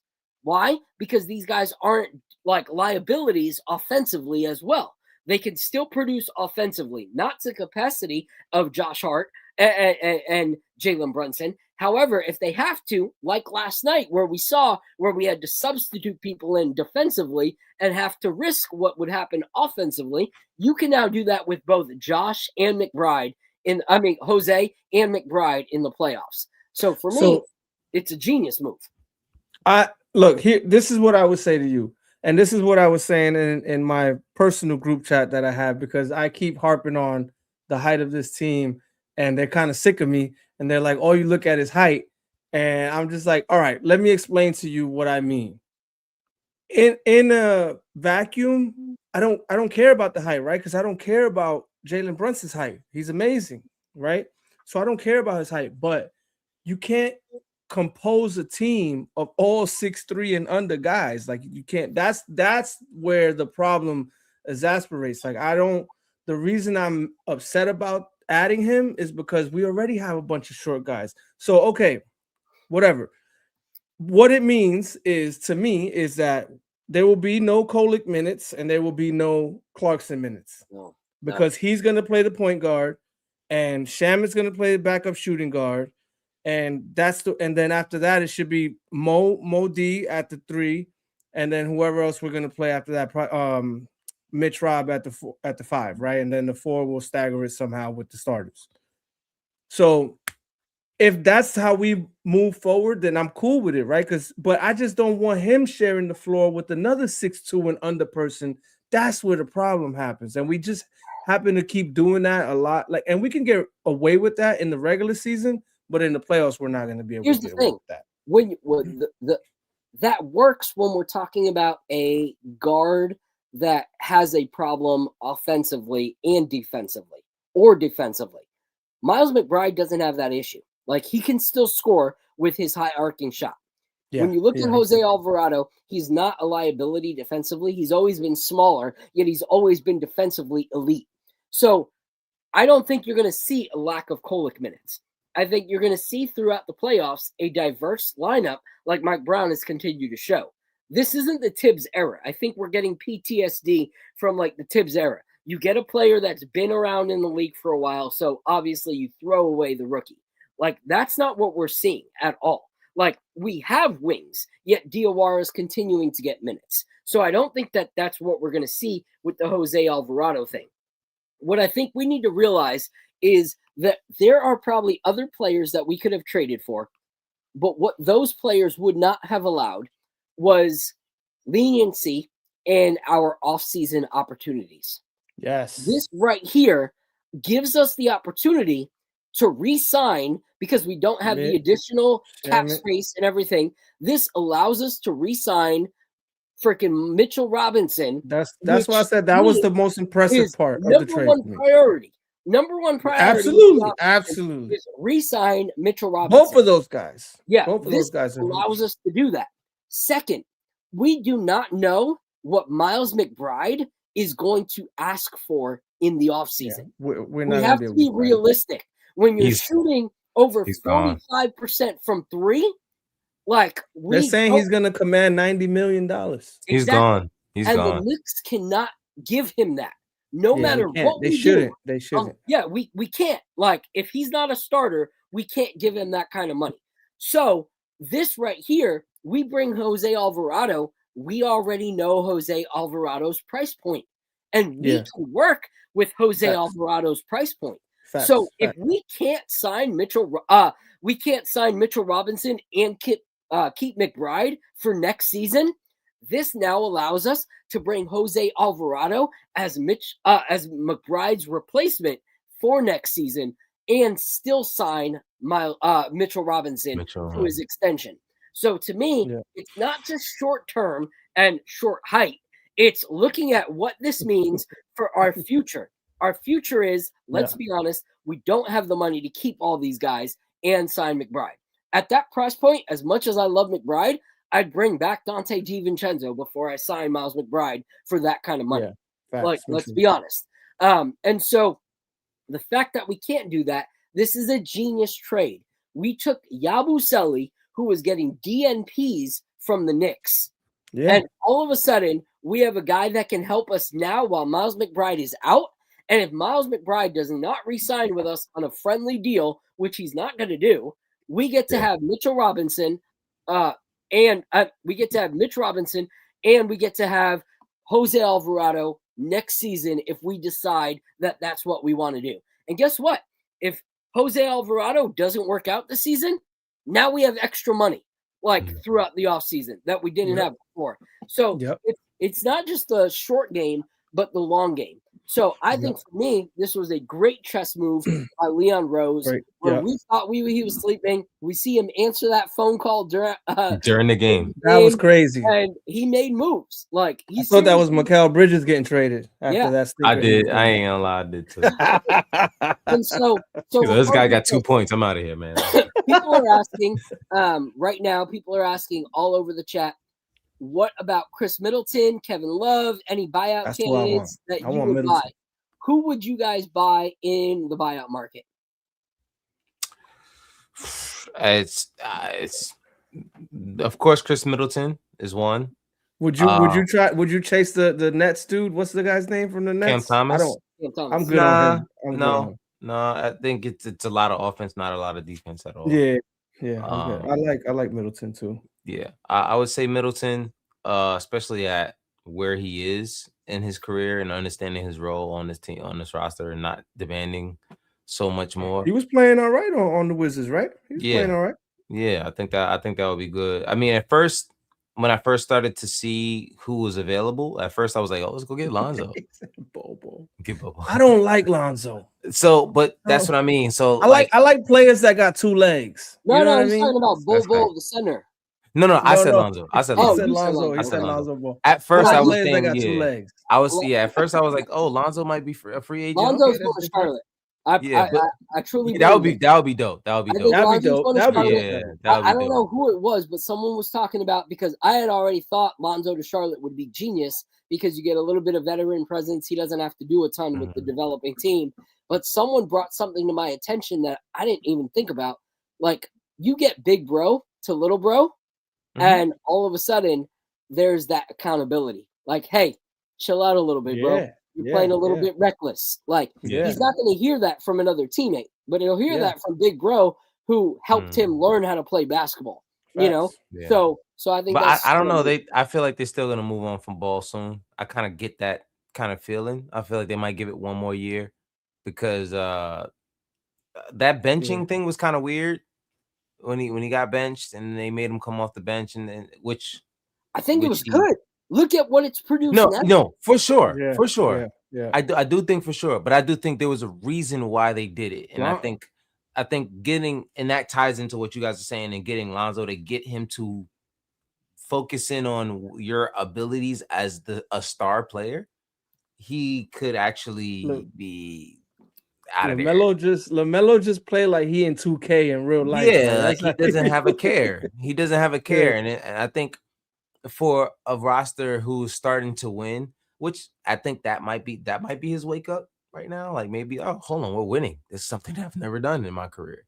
So, you know what I mean? Maybe that might be something that'll get him going, but I feel like this is their last shot. If they do go get Lonzo, I feel like that will be a reason why. Like, let's hopefully we can try to get this guy to focus up. And if that doesn't work, then move on. All right. What are your thoughts on the buyout market, Al? And then I will give mine and we'll call it a night. The name that sticks out to me is just Middleton. It's funny because we get linked to everybody. I wonder if I guess before Alvarado, I would have wondered if we'll get linked to Mike Conley, but we got Alvarado now, so we don't have a need for Mike Conley. But we do seem to like to collect 6'3" and under players, so maybe we will get Mike Conley. I don't know. I'm just messing. Middleton is my pick for now. That's okay. It's the only person I could think of. I'm not really like Kevin Love fan or anything like that else that's out there. So for me, no Middleton. Like you talk to me. Who you want? You talked to me 3 or 4 years ago. Fine. Middleton is washed. Like I'm sorry. Like you go to a Washington Wizards team that has no offense and you still average 10 points a game as like their offensive threat. Like you're washed at the end of the game. So for me, I'm going to do it in order of the 3 that I would consider. So first, for me, I would consider Cam Thomas. And the reason that I would consider Cam Thomas is because, yes, he's small, but one thing that... look up his height. one thing that... He's short too. one thing that we lose with Miles McBride and Jose Alvarado is Jose Alvarado's defense is elite. He can't score if given the ball, but that's not really what he does. Cam Thomas is going to give you 15 points and 3 rebounds off the bench. And for me, that is points that we could use going into the playoffs. Like a player that you can microwave cook, because he's not a player that was like going to be their future even in Brooklyn. So he's not coming in trying to need a big piece of the pie. Like he can come in for clutch minutes, give us buckets. That's all he's good for. That's all we need is buckets from him. We're not looking for more from him. And similar to that is Mike Conley. Like, what do we need Conley for? Threes. Like, you want to get hot? Cool. Come on in, shoot those threes. Unfortunately, Jordan Clarkson has hit kind of a slump, but if we can get those numbers, cool.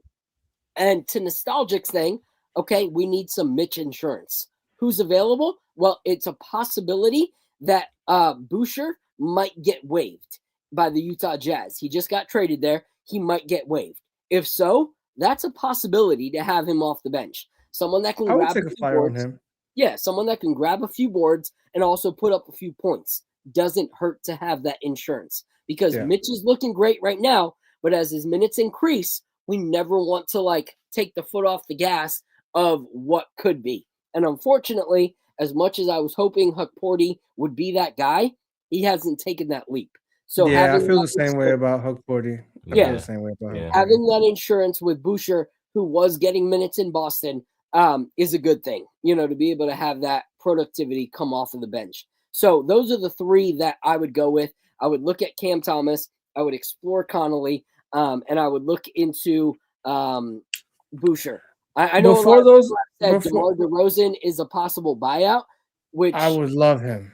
He is one of my dream players, but we can't financially afford him even on a buyout. What about Highsmith? I like the idea of Highsmith. I don't dislike it, but I also don't know like what the actual availability of him is. So I was gonna say that I agree with you on the Conley thing. And for this reason mainly. And listen, I get it. It's not for his play. It's not for his play because as we know. Okay, you want PJ Tucker type of move? Yes, because when we get in the playoffs, that rotation is going to shrink anyway, and he's probably not going to be playing regardless. And we want to get somebody who's okay with that possibility. You know what I mean? At this point, that's what I was going to say. What Nostalgic is saying. That's what I was going to bring it. Guys like him, even Kyle Anderson, another name that I actually like that name. That play with Cat as well. I think it would make Cat, especially if Cat was feeling a sort of way about being traded.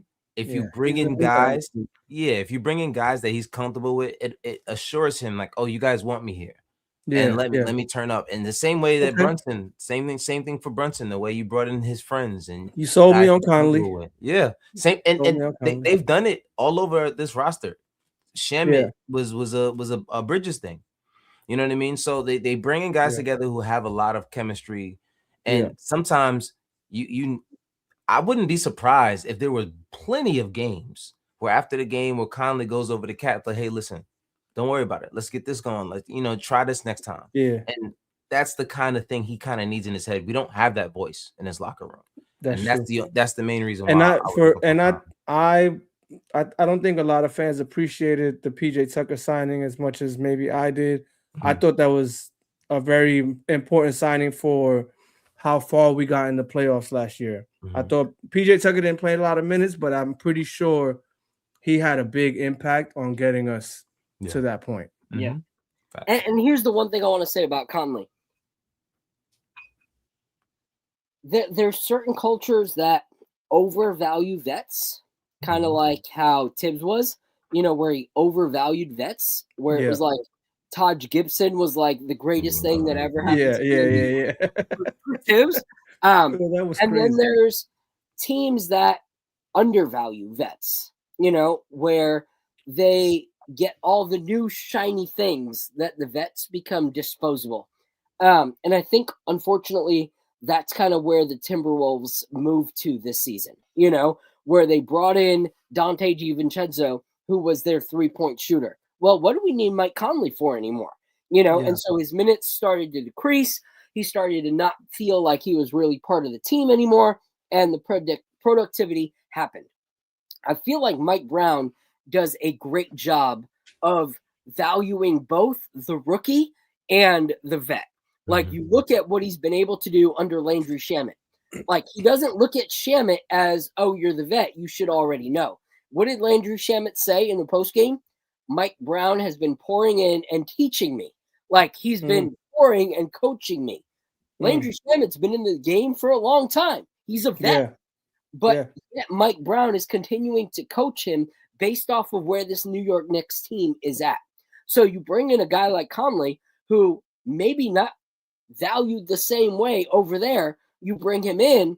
Now, even in 5 minutes off the bench, we can get some great 3-point shooting out of him. When he feels valued, he feels coached. He feels like he has that familiar face in Karl Anthony Towns that appreciates him, you know? And so for me, sometimes one person's trash is another man's treasure, you know? And if you can get him on the low, why not? You know, like, we have the money to put someone in that position after trading Yabu. Why not look into it, you know? And so, like I said, those are the three that I would consider. Looks like Highsmith is available. I don't really know, you know, much of how he would fit in New York, to be honest, but maybe he could potentially eat into like McCullers minutes too. Like, I would rather maybe give McCullers some more. Diawara, yeah. Keep Yeah, developing and I don't them. want that at all. Like, to me, Yeah. Diawara has the highest ceiling on this New York. I'm Knicks all in team. on Diawara. You know, I'm all like, in on Diawara. I give Diawara another 2 years, and he's the kind of player that you want to build a franchise around. You know, when I met you at the Orlando game, I had like really good seats, and I was up front, and I saw Diawara, and I got to see how big he was. And that was the day he shot like 2 air balls, and everyone was dogging him. But I thought he played really good defense that day. I think he started that day for Josh Hart. I saw how big he was, and I thought he was playing good defense. He needs to polish up a little bit on offense, but I'm like, yo, he can get there. And ever since that day, I've been a fan. Yeah, he's looking great. He's hitting threes, like he's driving to the basket. Like, I think that dude is. He's a rookie. He's a rookie too, man. Yeah. After his second game, I titled him Half Scale Siakam, because I saw that he could be, you know, full scale Siakam, given time, given development, and we're starting to see that, you know. So I truly believe he could be that. But you know, it is that time. It's 11:24. We've gone way past we normally do. But this was a freaking awesome episode. Appreciate the over 270 people still rocking with us right now, through all the channels. If you guys can, head over to YouTube, subscribe, hit that like button, repost the stream so others can watch it on the replay. Appreciate all of you guys that have been in the chat rocking with us this whole time. Appreciate Ben and Onyx and Amber Whiskey for these bottles and being able to just come on and talk to us as not only a fellow whiskey enthusiast, but a fellow NBA lover. So we appreciate you guys so much. Apollo, like always, let people know where they can follow you. Guard Up Knicks everywhere, man. Just follow me at Guard Up Knicks, Twitter, Instagram, TikTok. And yeah, that's pretty much it, man. Guard Up Knicks everywhere. Let's go. All right, Al, what's up? Let them know. Semiauto155 on Twitter. Also have another show called Nick Life Crisis on YouTube. 2 40-year-old guys going through a midlife crisis. Love Knicks. Have a family. We chop it up that way. So if that interests you, please check it out. We're dropping episodes sparingly because family life kind of gets in the way. I got a newborn right now. But you could also check me out there. So Twitter and also Nick Life Crisis on YouTube. Let's go. All right. And on all things, you can follow me at Knicks_Nightcap. And it was supposed to actually happen today, but I lost my computer, obviously. So hopefully on Tuesday, me and my homegirl Ebony will be starting our early morning Orange and Brewed Skies show right here on the Nick of Time. Should be Tuesday, either at 10 or 11. I'm going to confirm with Ebony, but join us for that. Maybe this Tuesday, as long as my computer's working. So follow us, subscribe to everything that is KOT. Shout out to everybody on the KOT network. They are here every single game in the post game, just letting everybody know their thoughts and what they thought about the game and what they thought about this team. And like I said, we appreciate you guys. Over 275 people right now rocking with us at 11:26 p.m. So we appreciate you guys. God bless. Like always, drink responsibly. And until next time, deuces. Peace. Shout out to my wife for letting me use her computer tonight. All right, peace out. This is the moment we waited for. Everything you want is right here. We gon' give them what they came for. We gon' take it up from last year. Shoot 'em a shot, boy, I'm long range. Me and the team on the same thing. Stayed down, never switched up. Only thing changed was the game. I'm in the zone now. Nothing can change what we on now.